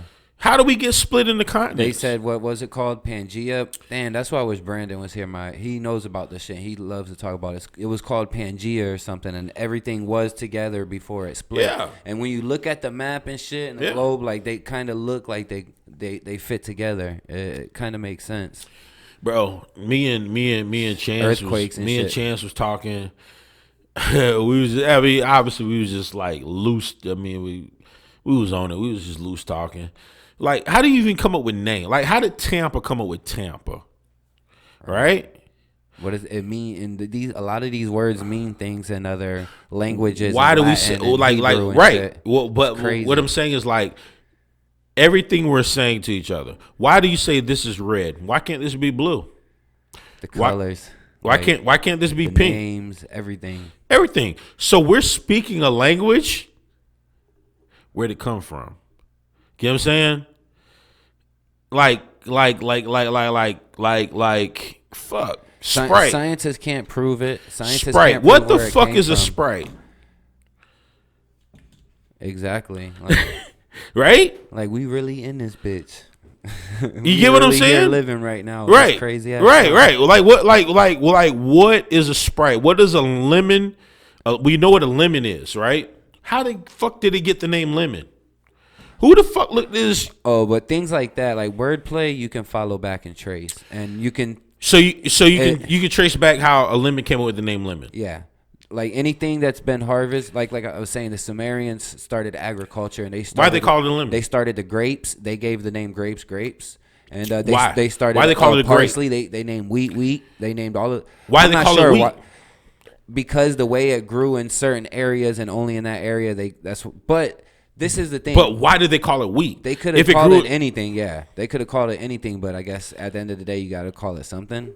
I don't know. I don't know. That's what I'm talking about. But I know this. Right. I know this is how different cultures come up with different language. Right. Because a lot of languages are like sub languages from other cultures. Like they Right. almost sound the same and mean the same shit. The English language is completely like It's crazy. It's All the it's, slang, It's, all the it's next level, bro. Yeah. What about all the words that they like that are slang that they add to the dictionary?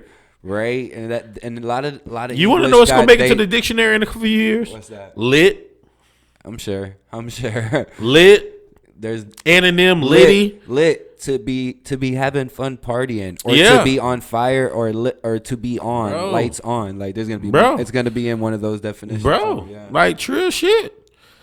You know, Wordplay evolution. bro, it's crazy, man. Like it's so when I say so they decided to call it this, and then it's gonna go to another point that I'm about to reach though. But they decided to call it this. Why they decided to call that? Why do we call vodka vodka? Why they even want to name it vodka? Vodka probably means something in another language, Right. older text, and then it goes back to an What older made them text. in the other All right, language? so- What made them in the other so check language this want out. to Check- call this vodka? You know why they call history, right? Because Why? it's his story, his story, right? Right. You go to the library to get information, but the libraries Right. are just lies buried. Right. Now, But it's- but why do we call it a story? It's the same thing with NASA, right? If you look at NASA's symbol, they have a red like swiggly line going through it. If you ever seen it, or even if you Google it, NASA's symbol it's a serpent's tongue. It's basically a snake's tongue going through it. And I never noticed that. And so what it is I'm gonna pull it up real quick and I'm gonna show it to you.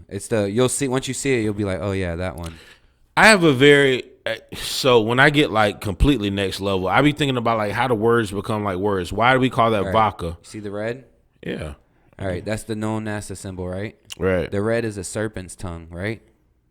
I didn't know A that. snake's tongue. I Now, see. in the Bible and biblical forms, snakes are bad, right? They're evil. You know, it represents something not good. NASA in Hebrew is nasha. Nasha in Hebrew means to deceive. And those are facts. Y'all can look it up. Encourage it to look it up. But yeah, so I mean, it's all this shit because I've looked into ancient wordplay, and a lot of this goes back to Hebrew, which a lot of that Hebrew, like a lot of the Bible wasn't translated from Hebrew. It was a sub language that Hebrew came from. It was called Phoenician. Phoenician is basically the real Hebrew and what the Bible is translated from. That's why in Genesis it says and on the seventh day God rested or whatever. But it's not Hebrew, it's Phoenician, and in Phoenician God is El. So El rested on the seventh day. But that's what it said. That's what they said in America. God rested, or in English or whatever they translated to, God rested.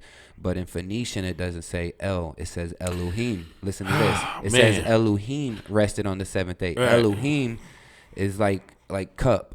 cups with an S, cups plural. It says gods, more than one, rested on the seventh, but they translated it to just God. So it's Phoenician language. It's some old wordplay, and a lot of shit comes from like a lot of Latin wordplay, a lot of American language, and like legalese, which is like language that fucking lawyers and judges that govern them, legalese. Right. That shit's all comes from Latin terms. It's like it's crazy, bro. Man. I did If I was ever to be asked like a spiritual being came down and was like, hey, do you want to take a journey? I would want to go to a journey of how we came up with words. What is believe? What is words were first based off of cuneiform. Cuneiform were like symbols that you put together to form a word. But that's what our texts tell us. That's all we could get from the oldest text. But before that, we don't know. But this is what like. How did you come up with the word? It's all unprovable. Scientists don't know. Just because they followed sounds it's a circle, right? Like the cavemen couldn't speak because our voice box wasn't high enough back then. So circle. But they made sounds. They made sounds based off of animals. They followed animals and they observed like sounds like that. And it was a social thing. We wasn't always social. And then we've like the sounds turned into other sounds that turned into this, that evolved to this, and eventually there you go. I'm talking about millions of years of evolution, right? Of trying to speak and communicate. So now you're telling me something that I wanted to know. Ooh. You get what I'm saying? Everybody learn something. Yeah. So that's because awesome. I'm that's like, awesome. How did we come up with the? Why is this red? Why is this black? Yeah. Why can't this be red and black? I think everything else after us finally communicating, everything else after that was just like fallen order or fallen line type shit. Like we're just labeling everything. We're just putting shit out there and everything got to be that. But so you think that it was like one of the things where like you couldn't talk and like whatever you like, so this is how they used to communicate with each other. This is where the evolution line is fucked up. Because for millions of years, 20 million years ago to 5 million years ago, we were up walking like 8 people that were using tools and maybe rafts and shit like that. But we wasn't modern humans. We were Homo erectus or Afarensis. When we left Africa, we were Afarensis. And there was 50,000 years ago, there were 2 different humans evolving. Modern humans and Neanderthals. Whatever happened to them? I think they died off. They ceased to exist, but their brain capacity were larger than us. They were larger than us in mass. They had a bigger brain. They had a bigger brain, but I think they knew that when the Homo sapien came out of Africa finally, because Neanderthal came out first, they left as Homo erectus, they left as Afarensis. But when we evolved in Africa, and when we evolved in Africa, like our ancestors, and we finally left, we were already modern humans for the most part. And then we encountered these Homo erensis and Homo erectus that left Africa earlier, and that's why they evolved to Neanderthals, because they evolved to fit their climate that was around them. Their bones were more dense than ours. Whether they were maybe the Homo erectus was the projects of the Anunnaki. Was Andre the Giant the last Neanderthal? No, but what he was, I heard this.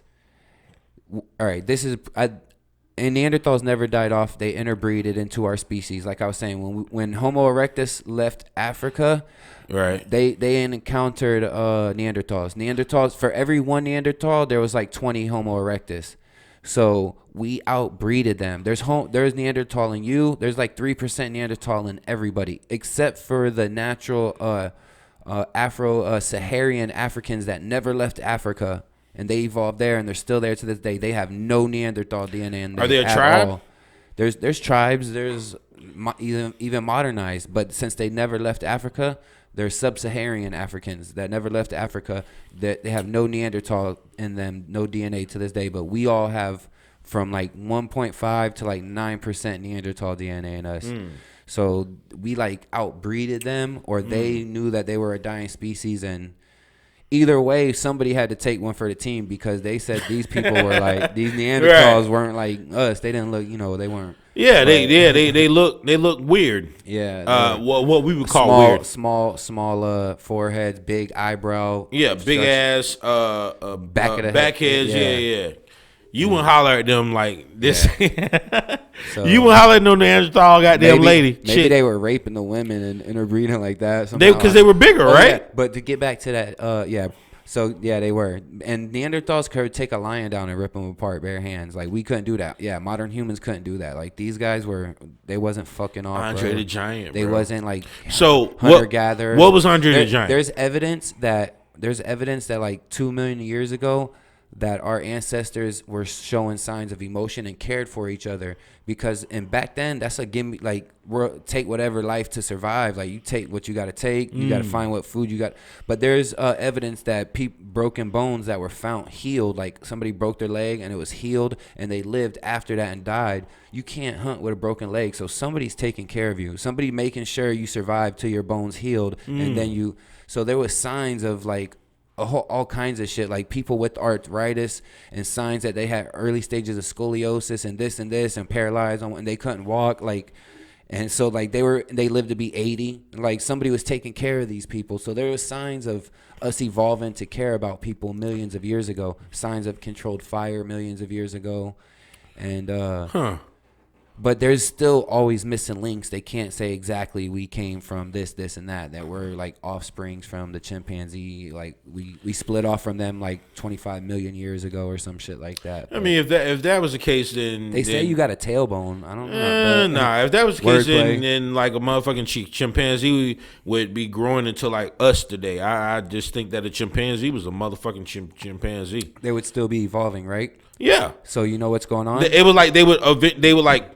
Check this out. Evolution is still happening. I'll give you 2 levels on 2 different forms that it's still happening. Right. First, on a human level that it's still happening is 1/3 of the population right now is being born without their wisdom teeth. That's because we don't need them. We don't use them. So that's evolution. Now that we're being born without something we don't need, we're losing that genetically. What were they used for? Back in the day, probably chewing, like, trying to rip meat apart, which we're not carnivores. Our teeth ain't designed to rip meat apart. So that's probably why they came in. But yeah, the human teeth, we're not carnivores. We're not designed to eat meat. We're designed to eat fruit. So we would have those growing in because back in the day, they needed them. We need them to motherfuck shit, rip some shit apart. Yeah.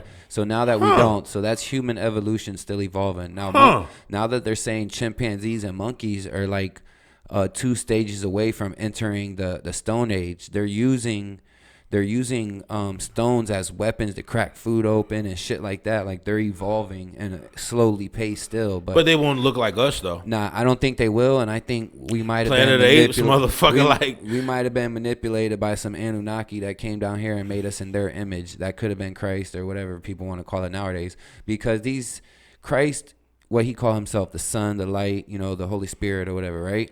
We have a sun and a light up there. How many disciples did Christ have? 12. There's 12 constellations that circulate our sun, like 12 astrologies. We all have one for that's a big similarity. The sun drops a certain degrees for, like, 3 days before it rises again. Like, Christ was buried and rose after 3. The sun. So I mean, it's an old pagan. Like, they used to worship the sun back in the day, and there's a lot of old religions that did. So you know what I heard? What I heard is when people say that they saw Jesus walking on water, that was actually the sun shining on the water and he was just walking. And or it could have been a sandbar in the water. Like, well, but I think Jesus was there, but I think, like how you it wasn't what they, right. Again, there's all right. None of his. I heard it was the sun shining on the water, and Jesus might have been walking on land or whatever. But I heard it was like when you go to the people that don't believe that it was walking on water. Yeah. My whole take on the whole like his even let me see. Even my that's Lazarus. That's the dude that Jesus rose from the dead. So, and I have religious tattoos, Jesus tattoos. But I feel like so Jesus was definitely here. I feel like he was here to give the word. I think he was here to give the word. I don't think a lot of people wanted to hear it at the time. We want to hear it now. I think the fact that no natural historians ever documented any of these biblical things that Jesus did is, or maybe they wasn't able to document Yeah, I it. was gonna say, did they know that they were supposed to? But a lot of these, like these holy scriptures and all the gospels from the Bible, these were like document accounts written down like 200 years after Christ died. Like none of them was firsthand. Like we're writing this as we're doing it. They were that all came from stories or whatever that were put together from 200 years later from different accounts. Look, this is this little thing that I always read, and I thought it made sense, so I looked it up. But it says the King James Version of the New Testament was completed in 1611 by 8 members of the Church of England. There was and still are no original text to translate. The oldest manuscripts we have written down hundreds of years after the last apostles died are over 8,000 copies of these old manuscripts, with no two being alike. The King James translator used none of these. Basically, it said he edited previous translate to create a version that their king, Constantine, on his deathbed would want because he was dying and he wanted to convert everything to Christianity.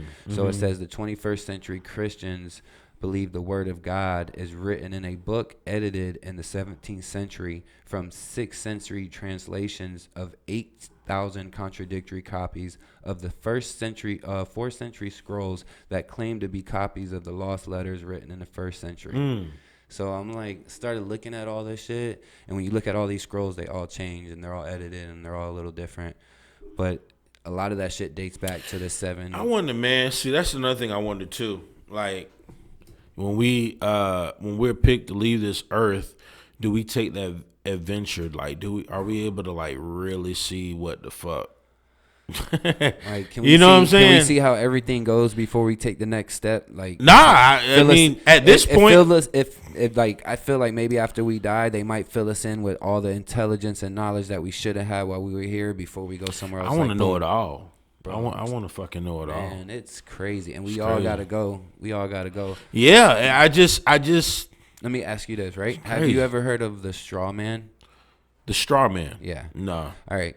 So if you ever notice your driver's license or your ID, your social security, birth certificate is written in all capital letters. Any federal and state document is written in all capital letters, which any proper grammatic term, it should just noun, your first letter should be capitalized and not all of them, right? Right. So this is why they capitalize them. Just like any corporation is like Hooters, IHOP, Burger King, whatever, Taco Bell. If you look at it, all of them are written in all capital letters because it's a corporation. Right. They're this law society, which are the governments and lawyers and cops that run the world and shit, like bankers and banking and shit like that too. They have they're governed by the Black's Law Dictionary. Like this is the book they got to study to pass the bar to get their license and shit. Black's Law Dictionary. And I was gonna buy the 10th edition off of Amazon soon, but it's expensive as fuck. But damn. Anyways, so these people in that Bible or in that book, that law dictionary that governs them, corporations are considered legal. Corporations are considered peoples, and in that same dictionary, they define peoples as legal fictions, as fictional people created by the state or government. So they're trying to defy corporations, but it leaves a lot of wiggle room for humans because there's like in the earth there's water and there's land, right? Right. Over land there's common law, and that law just for whatever land you're living on, everybody's laws are different. Everybody has no matter where you're at in the world, every government operates under common law. Right. Over water it's called admiralty maritime law. It's called water laws of the high sea, and it deals with like merchant deliveries, commerce, business, anything over the water. Like if somebody's sending like some TVs over here from China or something, and the boat that's coming over here delivering 50,000 TVs or whatever, it comes consequently it comes through a canal to the pier and it docks. and that when it docks, that represents that ship's birth into this nation. And you know, every boat is named a female's name by law. Like, it almost has to be named a female's name. Look it up, Google it. Every ship, every vessel is a female vessel.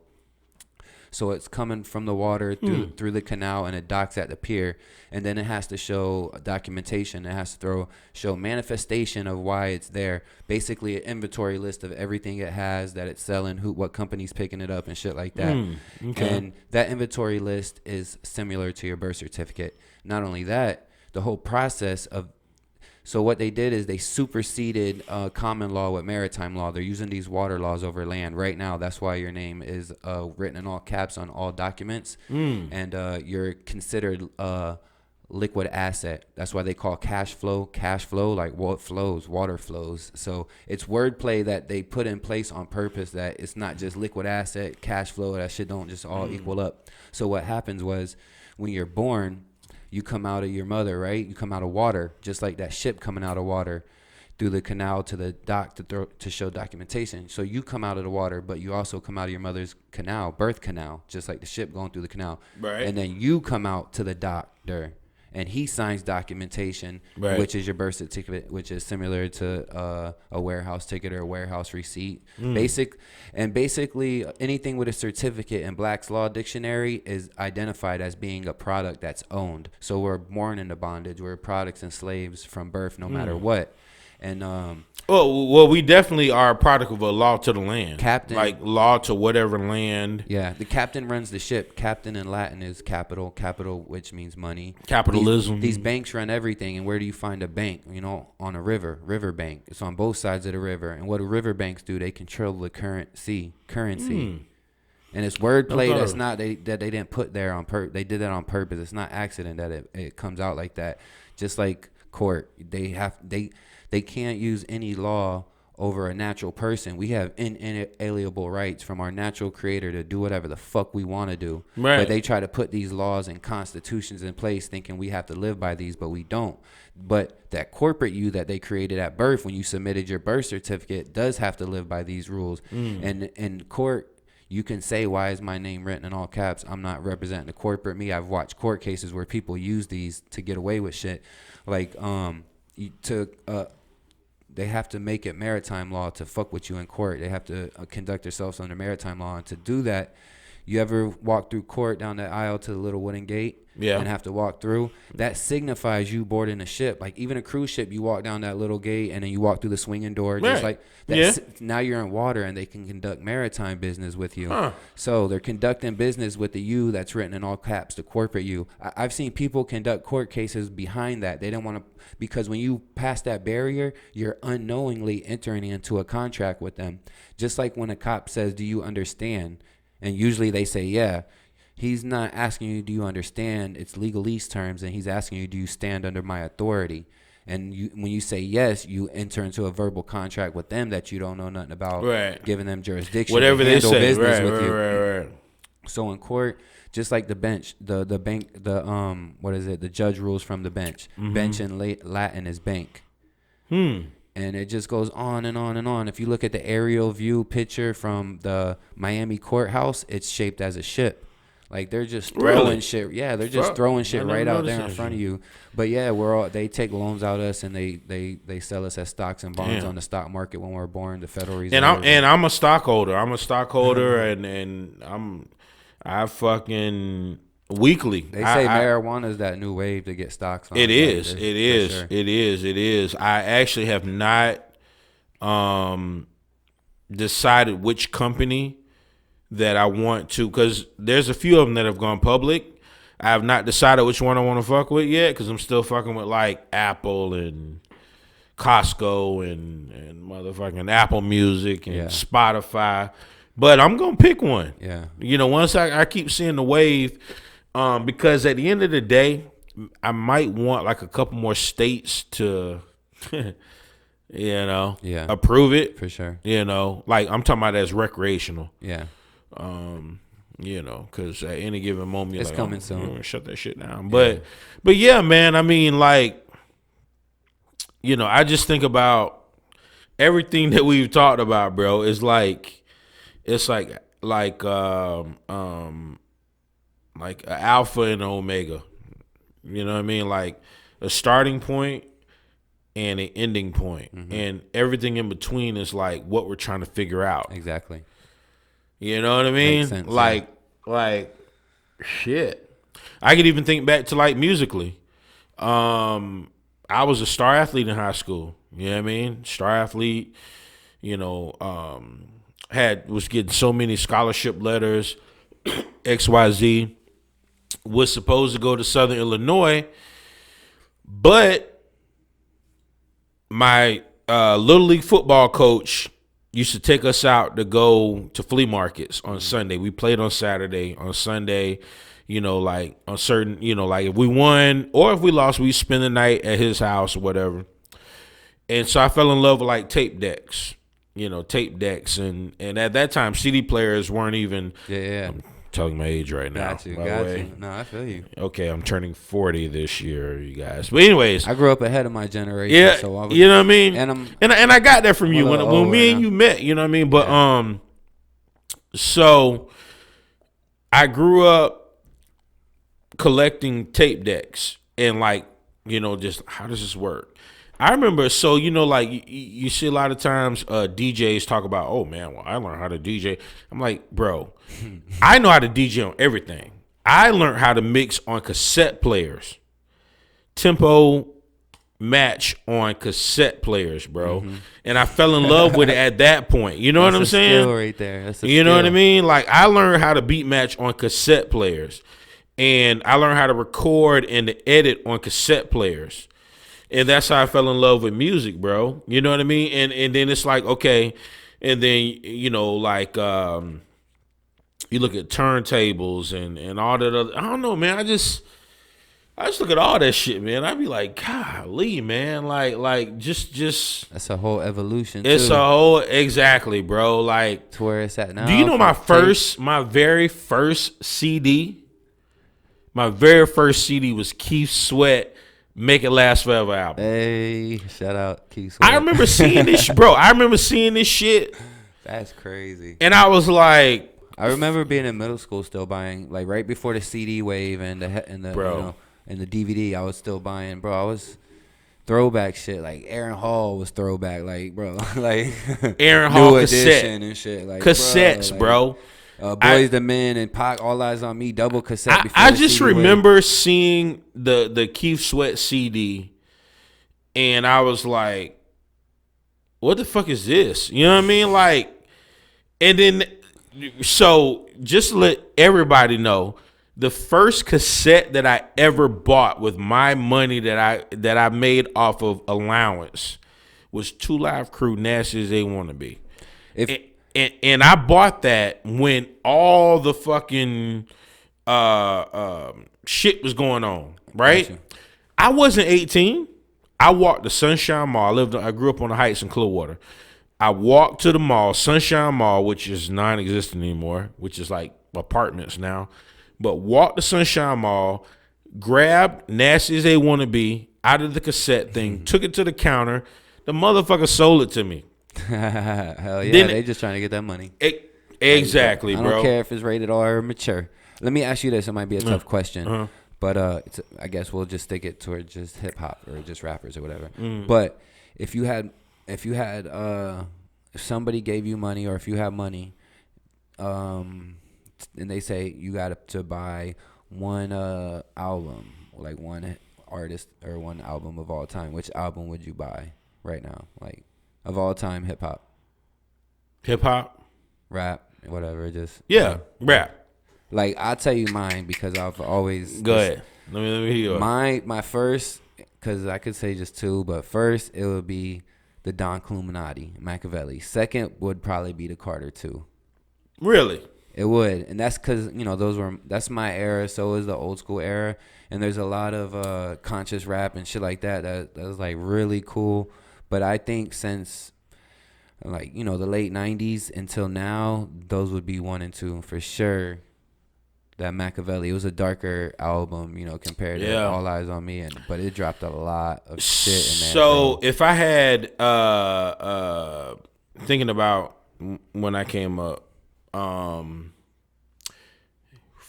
man.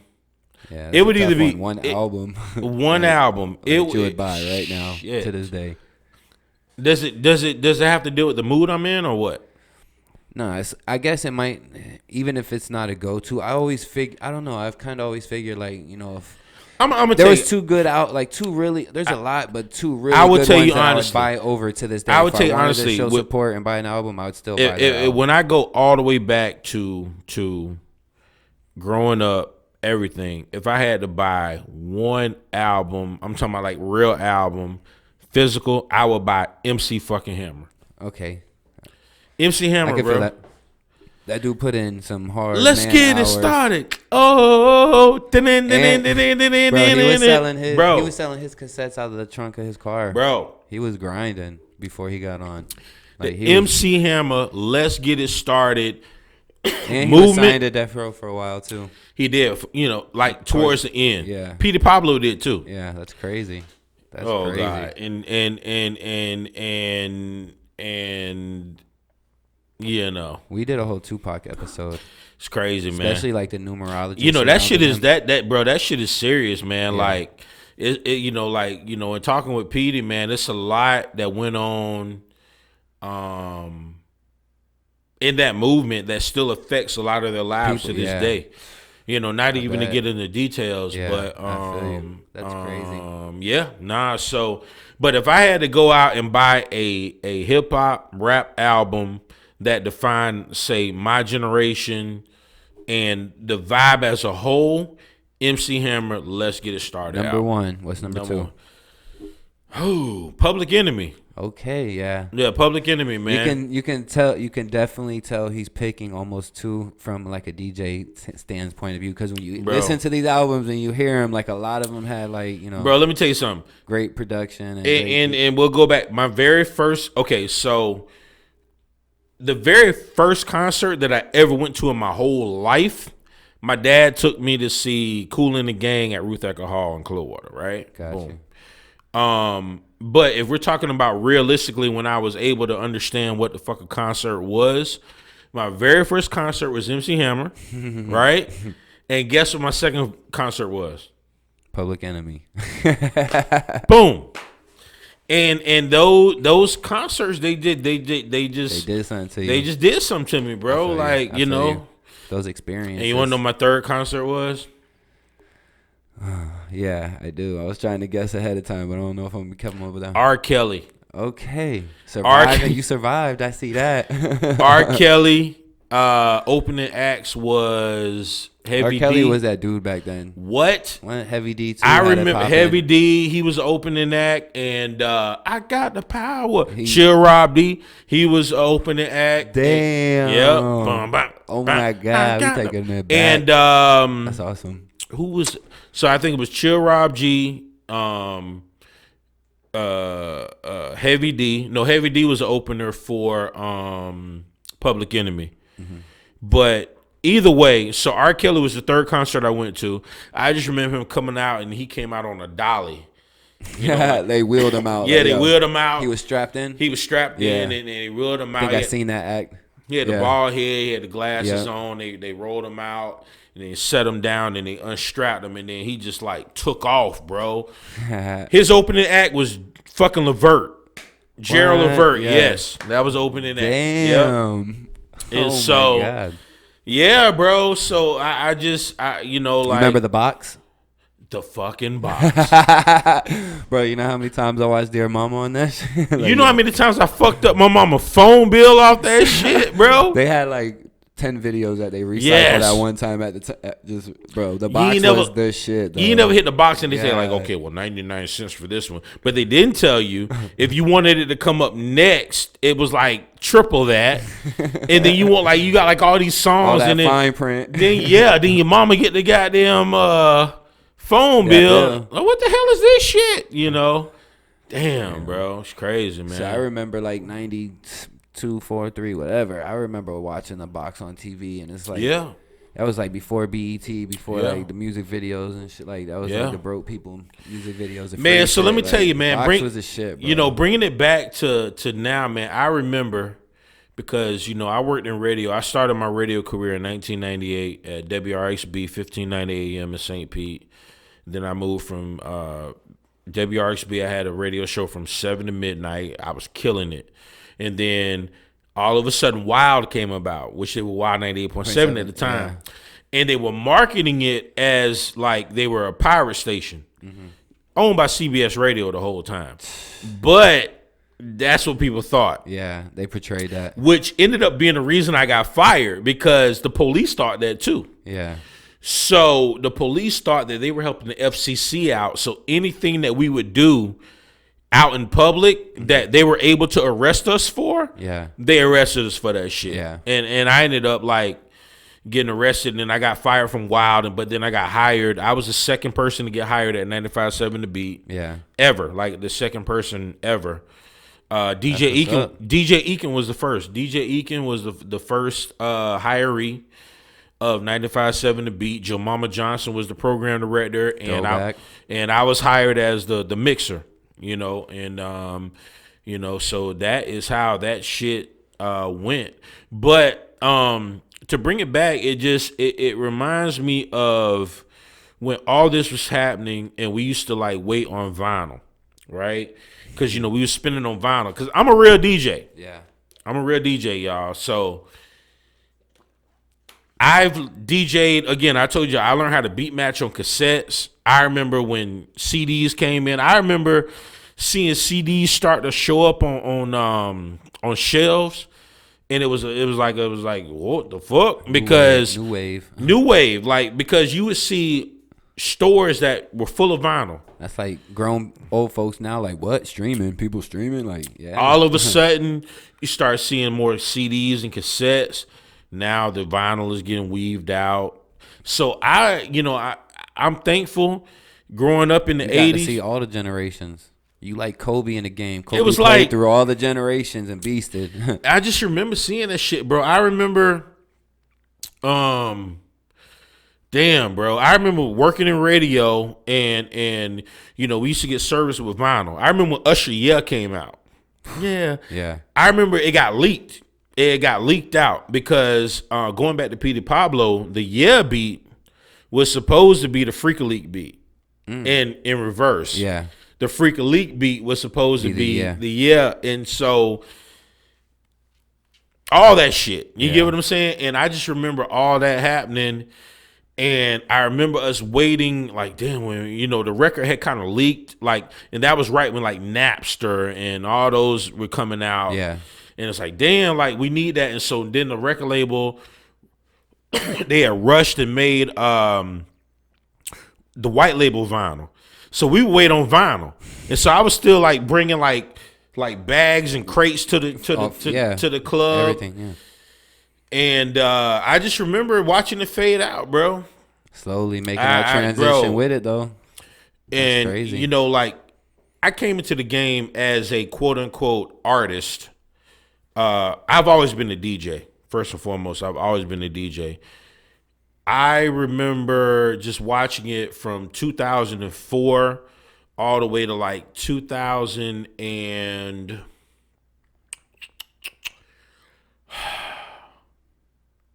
I want to say 13 or 14, because when we got the deal for Busted Wide Open, CDs were still relevant. Yeah, like they were. We were still pressing up CDs, and it was still like, hey, let's get everybody out to the store to buy the CD single, and I just remember the shit fading out, bro. Like Busted Wide Open was a part of that movement, new wave, where we were still. I remember. Busted Wide Open got rejected by BET. The video. If it was uncut, that BET uncut, it would have and because they were weaving out uncut, but they still had 106 in Park. Yeah. And we had the deal with E1, used to be TVT Records, used to be Koch, and then turned into E1. And I just remember, like, that was a big thing. 106 in Park was like, that was the, Oh, yeah. They rejected. So we went to Boomerang Martini Bar, which was in Brandon, which is, I don't know what the fuck it is now. Boomerang. Boomerang Martini Bar over there in Brandon. And we shot the Busted Wide Open video. And that was right when YouTube started becoming like relevant. Yeah. But it wasn't completely relevant. Yeah. Like YouTube was still trying to figure out like how are we still gonna get all our listeners. And so I always tell people right now, if I were to like drop that shit like now during the social media boom. Oh yeah, it would have boom. It would have boom. Bro, it's crazy. All right, let me ask you this. First biggest memorable artist you DJ'd for? Like peak shit. Boom,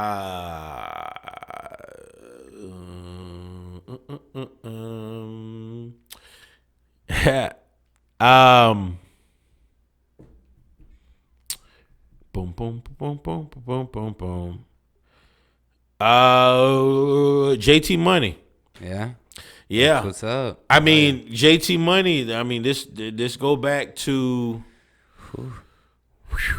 Go back. I remember, golly, man. I remember T-Pain coming through some of the clubs. When he was just, I'm sprung, Florida boy. Sprung. Yeah. Damn. Throwback. Golly. What's your most memorable? I guess like show. Like whether it was just you or having fun, the city you were in, partying afterwards. Like, what's your most memorable tour experience? The most gratifying was when we went to when Yellow Wolf asked me to do his international shows. Nice. And we went to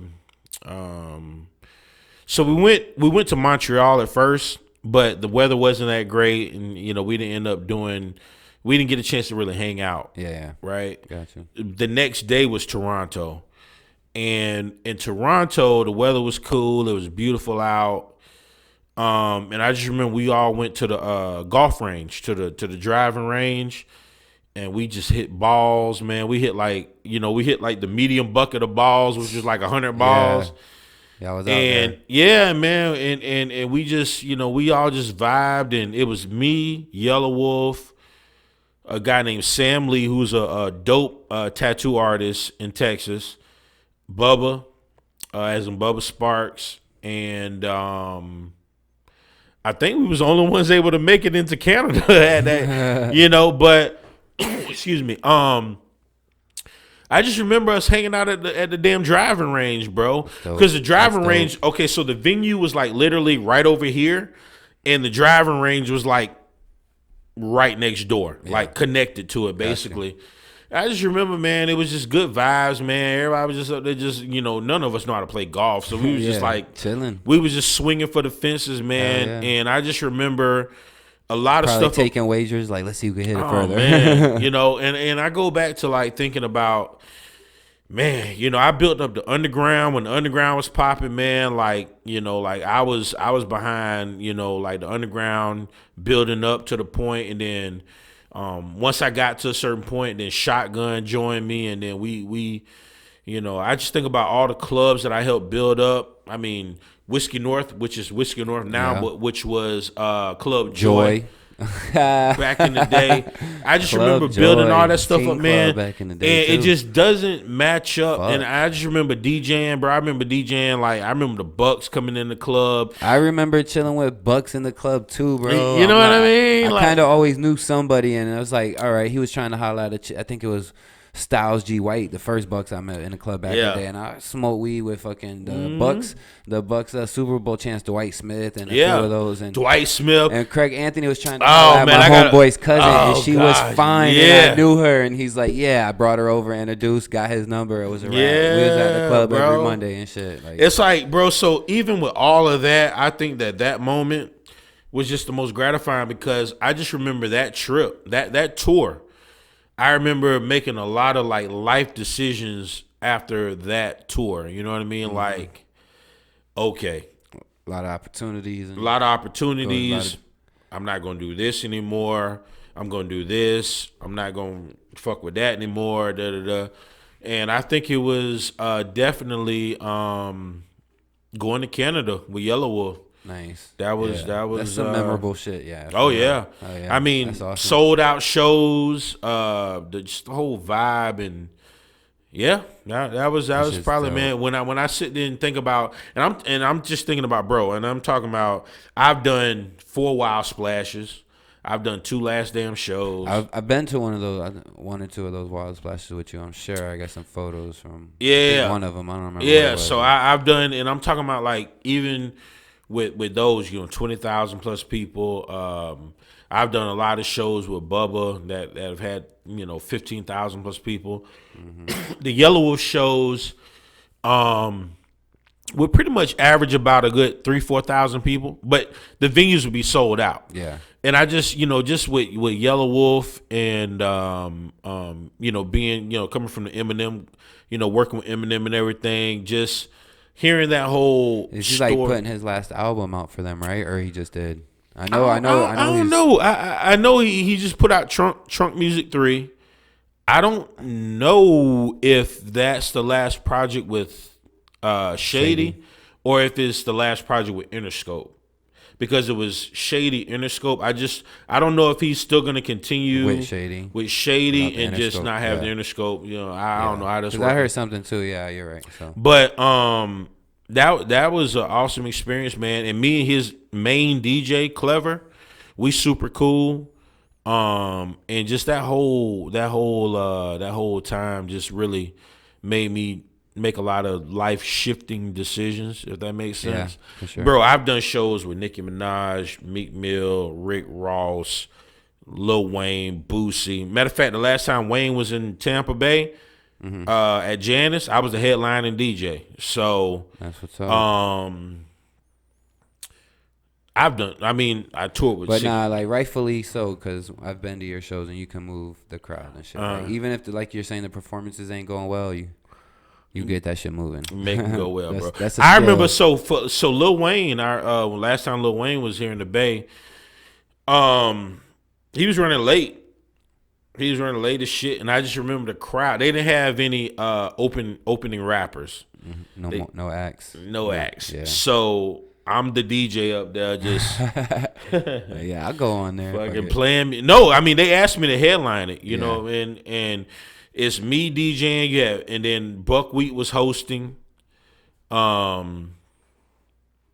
T Quest, because he was, T Quest, King JB, they were also DJs on the event, but I was like the DJ right before Lil Wayne got on. Mm-hmm. And so he was running late, but the crowd, you had to keep the crowd, because when the crowd get restless, like, oh my God, they either want to talk shit, they want to throw shit. Yeah. And it ended up not being that, Start bro. Some fight, some dumb shit. It ended up not being that, man. I turned their ass up, bro. Hell yeah. You got them into that shit. And when you check social media the next day, you had a couple girls that were like, oh my God, I listened to a DJ play for 2 hours, but God damn it, they was turned up. Yeah, and it was better than not hearing some shit for 2 hours.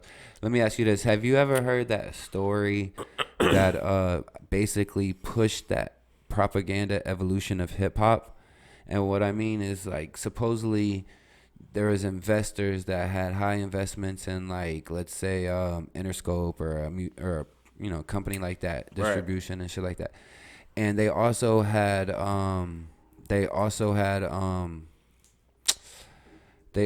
investments in private prisons. And as a private prison owner or investor, it's your best option to keep those prisons filled. That's how you make your most money. You're contracted, each prisoner, you're contracted by the government. Uh-huh. So the story went that all these investors sat down with the heads of their record label companies and shit like that, and was like, we need to push a propaganda and music to help fill these prisons slowly. And that's why they say from back in the day, like the 80s, early 80s, late 80s, it switched up from like storytelling rap, like once upon a time not long, to fuck the police, like there was a whole agenda behind that, like to fill private prisons almost. You ever heard of that? I never heard of that. I think that crazy. Damn. So I never thought of it like that. I just think that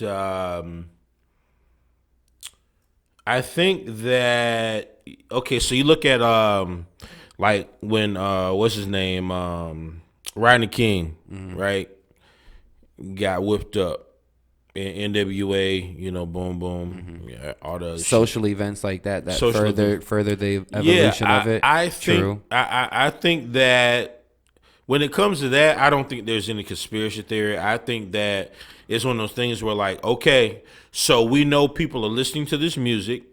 I think that they're like, okay, so people are going to act out on this music, and so we need to have some space. Same thing they're doing with mumble Right, rap. because what happens is this. Oh shit, I hit the goddamn mic. But what happens is they look at the lifestyles too, right? You look at it this day, you know, even people of the generation right under us, right? Yeah, like millennials. The millennials, they look at the Gucci belts. So you working your average job, you don't go to college, you work your average job. How you gonna get that? You're saving up for a month to buy. Even if you want the authentic shit, you gotta save for like a month's pay. But is that worth it at that point? But let's be realistic of how they're getting it. They go so they go, yeah, boom, they gonna get that work, right? Work. They hustling in some type So of the way. prisons know that. Okay, we know that the Migos are popping right now. We know that millions of people want to be just like them. Yeah, like it always has been. Boom. Just like Eminem, and a million motherfuckers just like me, walk, talk. Same thing. Yeah. So when you got NWA out there, boom, boom. That's why they tell artists to try to reduplicate their first big hit, because if people bought that one, they'll buy something else similar to that. That's why a lot of artists sound the same too. Bro, let me tell you something. Truth be told, that early 90s, when NWA was like popping, that's why they always say that somebody gave Eazy-E AIDS. Because, bro, think about when NWA... I can go for that. Bro, I can go think for that. when Same NWA... shit with Bob Marley. Bro, think when NWA was popping, bro. Fuck the police. And there's a lot of references from other rappers to Eazy-E. Straight out of Compton, crazy motherfucking name, Ice Cube. From a gang gone nigga with attitude, bro. Yeah. Like, motherfucker was like, hold up. We supposed to be listening to Children's Story right now. Yeah, and this is some you know, else. We supposed to be listening to It Takes Two by motherfucking Rod Bass right now. What the fuck is this shit? I remember it, bro, because I remember, like, going back to, like, playing youth football. When we used to have our little sleepovers and shit. Yeah. You know, before the night of the game, like, the rec center would let us, like, have a sleepover and shit. What did we listen to? We would listen to It Takes Two by Rod Bass, like, on repeat. That's what's for like, motherfucking. That's how everything went on repeat forever. On repeat from the box and shit for like an hour. You know what I mean? It Takes Two. But the flip side of that, you also in the Children's Story, you had Children's Story, Mona Lisa, all that shit. On the softer side, you had New Edition, all that shit, right? But then think about it. Then you had NWA. These are the bad guys. Totally something different. Totally something different. Same era, totally different. And they was like, hold up. We supposed to be talking about Children's Story, Mona Lisa, motherfucking It Takes Two, motherfucking all that other joy and pain. These guys going saying what we all really want to say. Fuck the police, straight out of Compton. You know what I mean? Classical shit. Bro, yeah. For real. And yeah, Eazy was that dude. He was that hustler. He was that grinder, bro. Yeah. Like he made shit happen. Yeah. He was, he was getting worked in the beginning. They were all getting worked. You think about it like this. And you think about it like this. Nobody else since Eazy has died from AIDS in that particular way. Quick. Everything that happened, yeah. Like Pac says Pac said it in what did he straight balling? He's like something. Watch out, AIDS might or cold might turn into a slight cold might turn into AIDS or some shit. Like, bros. I mean, right after he had dinner at the White House and shit. But think about it though, right? They probably did give him that shit. They probably did something to him, and just like they did Bob Marley with the cancer in his foot. Yeah, I don't. I mean, it's like. Bob Marley had a Nazi doctor. Going back to Dr. Sebi, Sebi. Dr. Sebi. Shout out. We got an episode coming soon. I was researching him when he was still alive. I was following his products. Healthiest people that know me know I was one of the healthiest people on the earth, man, and died from bronchitis in prison, or pneumonia after 2 months after being locked up. So what does that mean? That means either a slap in the face. What it means either they gave him, because he was plant based, so meaning for him to survive, they gave him like meat, something I heard he was refusing to eat, and then he might have finally gave in. Of course, like say pork or something like that. But first, he shouldn't even have been in prison or in jail because he had over 50 grand. I think it was in an airport with he was with a Mexican internationalist or a Mexican reporter. So can you imagine if you're completely plant based and you're teaching people that have come to you with real bad diseases, and all you've eaten is plant-based shit? Like the most thing you might have eaten with substance or what we call like substance is like peanuts or some shit. Yep. And then all of a sudden they're like, okay, I'm not going to eat this. I'm not going to eat this. Okay, well, here's fucking a bologna sandwich. Yeah.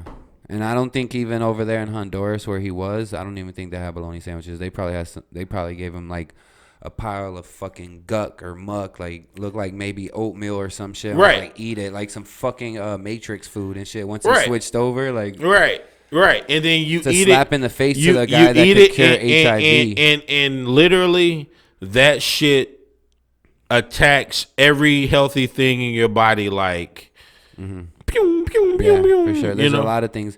So he preached the alkaline diet. Which your body is on there's a pH level that your body ranks 1 to 14, 1 to 7 being acid base, 7 to above being alkaline base, and human body ranks in like right around 8. So we're alkaline base. So he preached the alkaline based diet. You fast, you give your digestive system time to reboot, and then you go on an alkaline diet, and he feeds you basically like high energy food like mushrooms with high photosynthesis that is good for you naturally.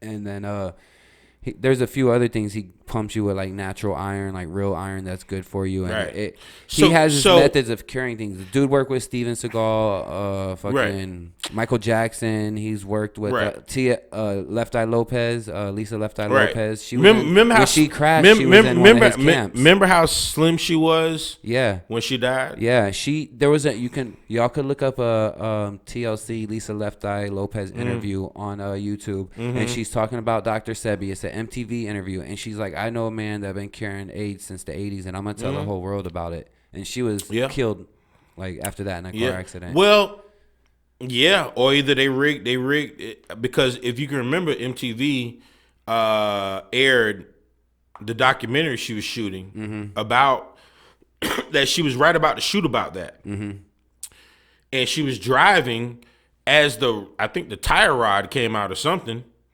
How does the damn tire rod just come out? That shit was loosened. Do you remember they were filming when the shit went out? Yeah.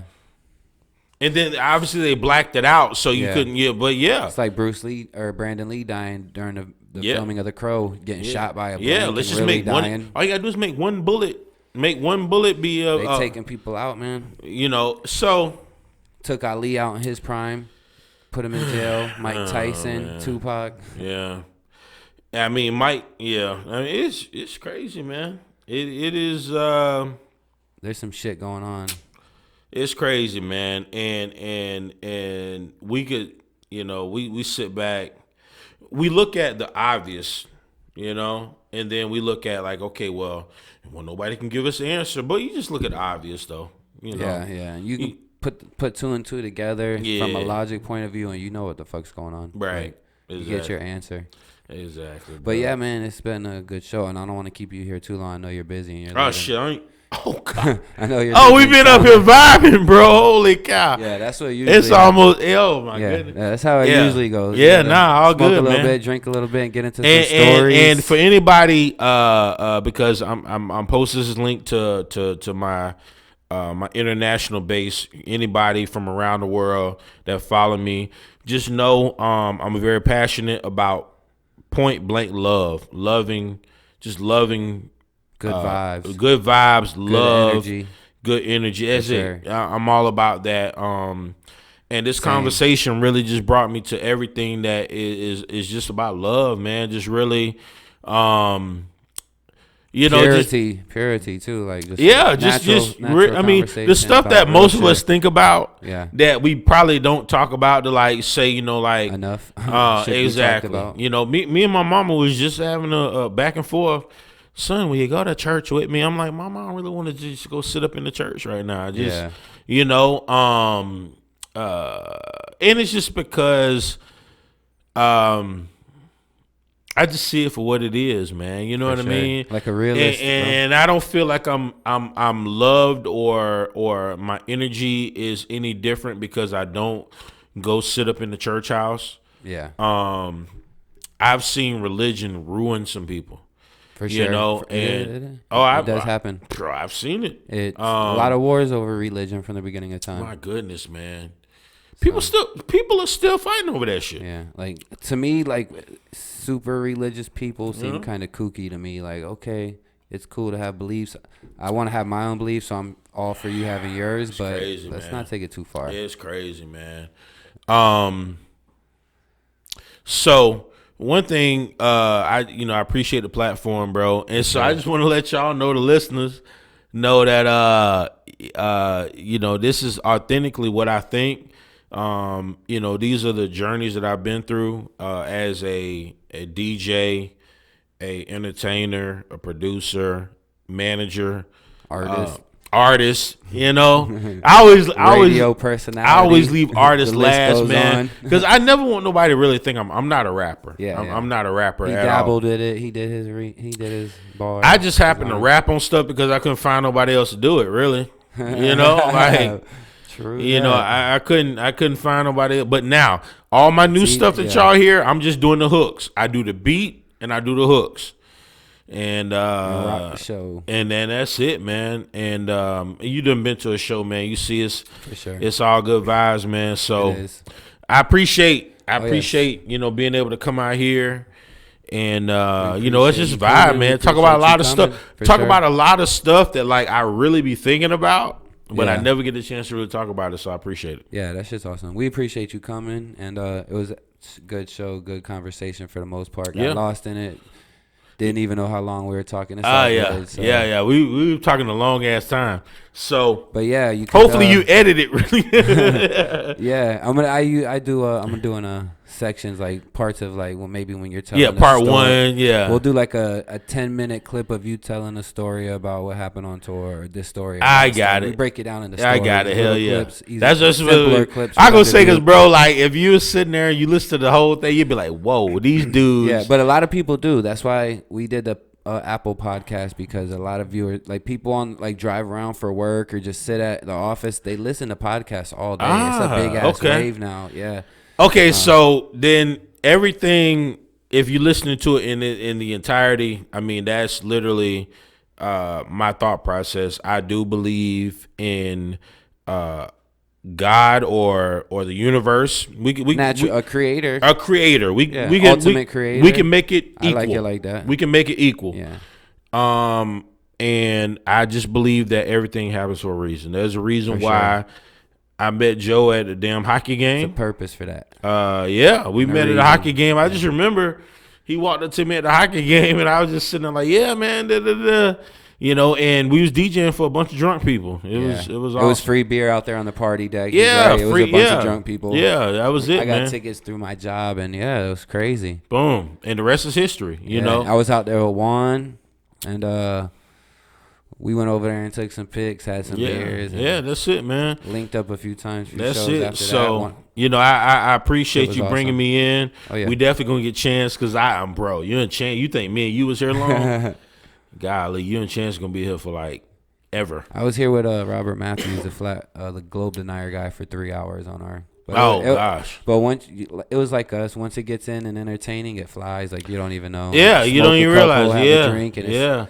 But that part 2 episode would definitely love that. That would be dope as fuck. Like, So that'd be mad love. We gonna make that happen, man. And after the tour. Yeah, after the tour. Upcoming shows, where are they gonna be at again? So this week we finish off the spring tour. We'll be in Albuquerque, New Mexico.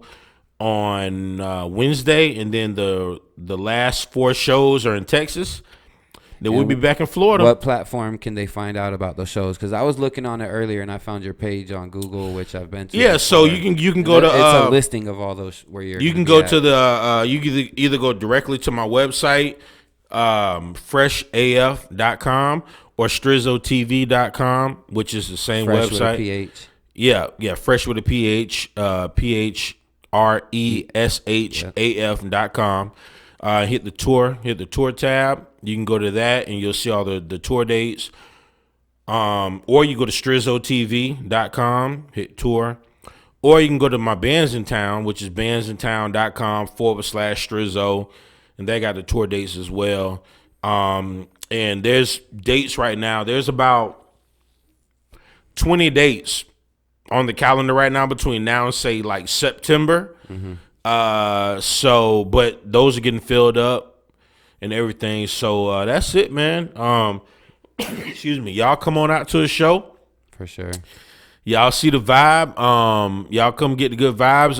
We got Grammy Award winner Fat Man Scoop on my new single that's dropping, the One Love remix. Nice. With Second Chance. Shout out. It ain't too many days everybody got a Grammy Award winner on their shit. For sure.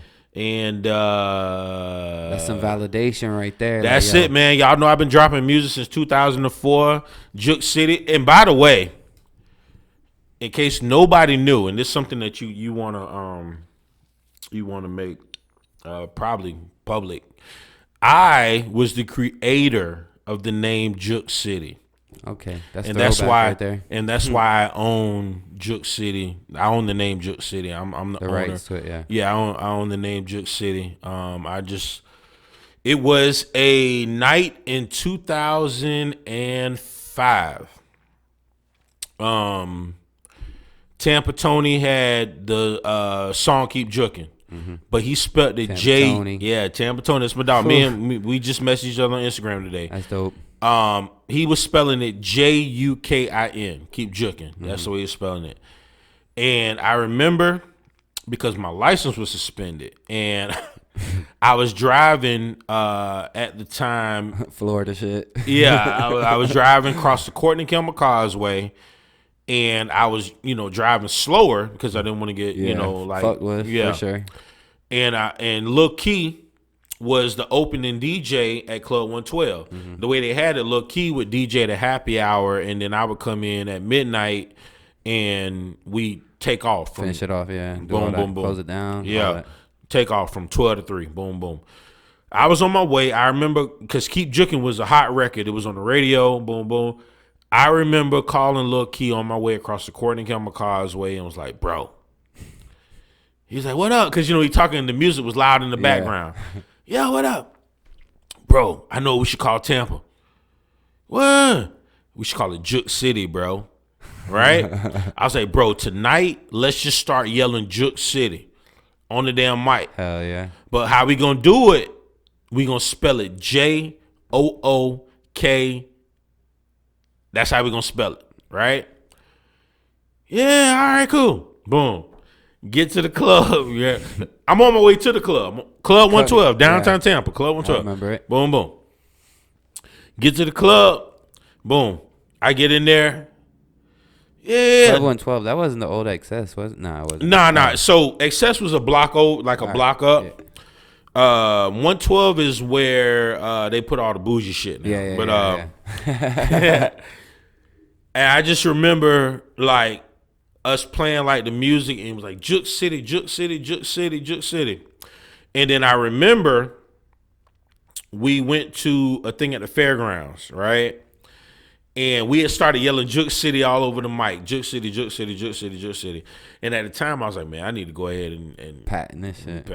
Copyright this shit. So I did. And then Tampa Tony came out to the event with all these signs that said welcome to Juke City, but he was still spelling it Juke, right? Yeah, so like welcome, Juke almost. Yeah. And we was like, well, no, we spelling it Jook. Yeah. Right? And And then it was a few weeks, boom, boom, boom, pass. They say, next signs I see, JOOK. I was like, boom, I won. Hell yeah. So that's the story, man. I am the creator. And then I'm gonna tell you, because Elephant Man came through the radio station when I worked at 95.7 The Beat. Y'all know who Elephant Man is? For sure. The reggae guy. Yeah. He got a song called Juk Girl. Juk Girl. He came up with that vibe in Tampa. What? That's what's up. And he spelt Juk Girl JOOK. So anytime y'all see Juk spelled JOOK, that's you. I'm the creator of that. He got the license. I got the license. I own JukCity.com. Just so that's what's up. That y'all never ever get it twisted. And I don't brag about it. I let people use it at will. Tampa Tony is the king of Juk City. That he branding that right now. I got the idea from Tampa Tony when he was, keep juking. Mm-hmm. And because everybody was juking City Boy with it. City Boy with you it. figure at that time you had Keep Juking, you had City Boy. Those were radio songs. Yeah, for sure. You had Roll 'Em by Crazy. Whoa. You had Don't Want to Leave the Club. Yeah. And then I was like kind of like Crazy following it with like low. That's when low. Mm-hmm. And but I came up with the way Juk is spelled. Yeah, that's what's up. JOOK. I for anybody that don't know, I own the rights to that. Don't be trying to use it without approval, motherfucker. Oh no, man, bro. So many people use it. Spread it. But it's like at the end of the day, it's Steal like, this. Bro, so many people use it now. What do I look like getting with, trying to chase everybody, bro? Like that'd be way too much. It'd be. Not it's like worth it. Let everybody use it because at the end of the day, they spread it. Now. And honestly, you are just getting it. Like I've never told this story to anybody. Damn, that's what's up. Exclusive. It's exclusive. Yeah, right here. Yeah, I've never because I keep it to, but I own it. Yeah, I own the JOOK. I own that. Like I'm the owner of Juk City, Juk. However you wanna. Mm-hmm. Like I own the name Juk City. Like when that's his shit. If you go to JukCity.com, you're gonna see my big ass face like all over. I own I own the name now Juk, which is JUKE. Tampa Tony own that. And you got Juke, which is JUKE, which like some of the old school people call. Yeah. But Juk, JOOK.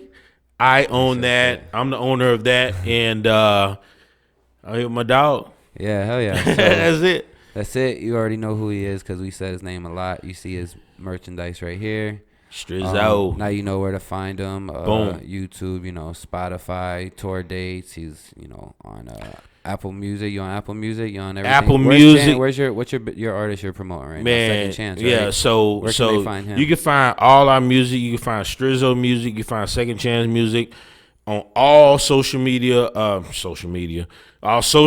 That too. Yeah, that too. Instagram. All Facebook. digital media. All you got to do is put in Strizzo, STRIZZO. Streaming. You can put in Second Chance, SECKOND, CHAYNCE. You put up any one of them names, man. You're gonna get millions of things. They pop up. And that's what's up, man. And so that's the plug. That's it. And for all them people that still like the Juk, I am the guy that owns the name Juk, JOOK. Juk God over here. Yeah. and I don't even like go out there and be like boosting it. Like, I own this and da. Kind of made its own name over time, so it's like you. It's pretty. Dope. you got Juk City. So I'm the creator of the name Juk City, and that's it. Juk. Look all that old shit up, bro. That's it. That shit was lit back in the day. That's it. We were growing up being bad as fuck. That's it, man. So love, man. I appreciate it, man. And I didn't realize it was that damn long up here, man. You're good. We on your time right now. Me, I don't work right now, today, good. anyways. But yeah, we on your time. So, but yeah, it's Level 1 Woke. We're about to sign out from this podcast, this episode. We got Strizzo in the house, Tampa Bay, showing all love. The cameras, yeah. Say what's up. We're also on Level 1 Woke podcast on YouTube. We're on iTunes, Spotify, Google Music, Stitchers, Buzzsprout. Just type in Level 1 Woke. Look up the podcast. Yeah. And Facebook, Level 1 Woke Podcast. Like, share, subscribe. Look up his tour dates. Look up upcoming projects. He keeps all his fans informed about everything. Boom. When they have the tour dates, they post them. You'll see them in advance. And Boom. we're looking forward to that part 2 with Second Chance. It's gonna happen. All right, we're gonna make it happen, bro. We gonna knock out these last 5 tour dates, and then like on our little 2-week break, we gonna make it happen, bro. About it. I'm having it in. I'm have everything ready, set up for y'all. That's gonna be a good one right there. Because the way you were talking, you said he's like that, but better, like, bro. We gonna get into yeah, bro. His knowledge is like yours. I mean, like I'm shocked. Not like shocked, but I'm amazed at what you know. That's what's up. And what you were talking, I'm like, damn, I heard this before. Yeah. I mean, I didn't say that as it was happening, but I'm like, damn, I heard this before. You know, verifiable almost. Like, yeah, that's what's up. Sure shit. Yeah. So thanks for viewing. For the new viewers, thanks for joining us. The return viewers, we're more than glad to have you back. And we're signing out. So happy podcasting, people.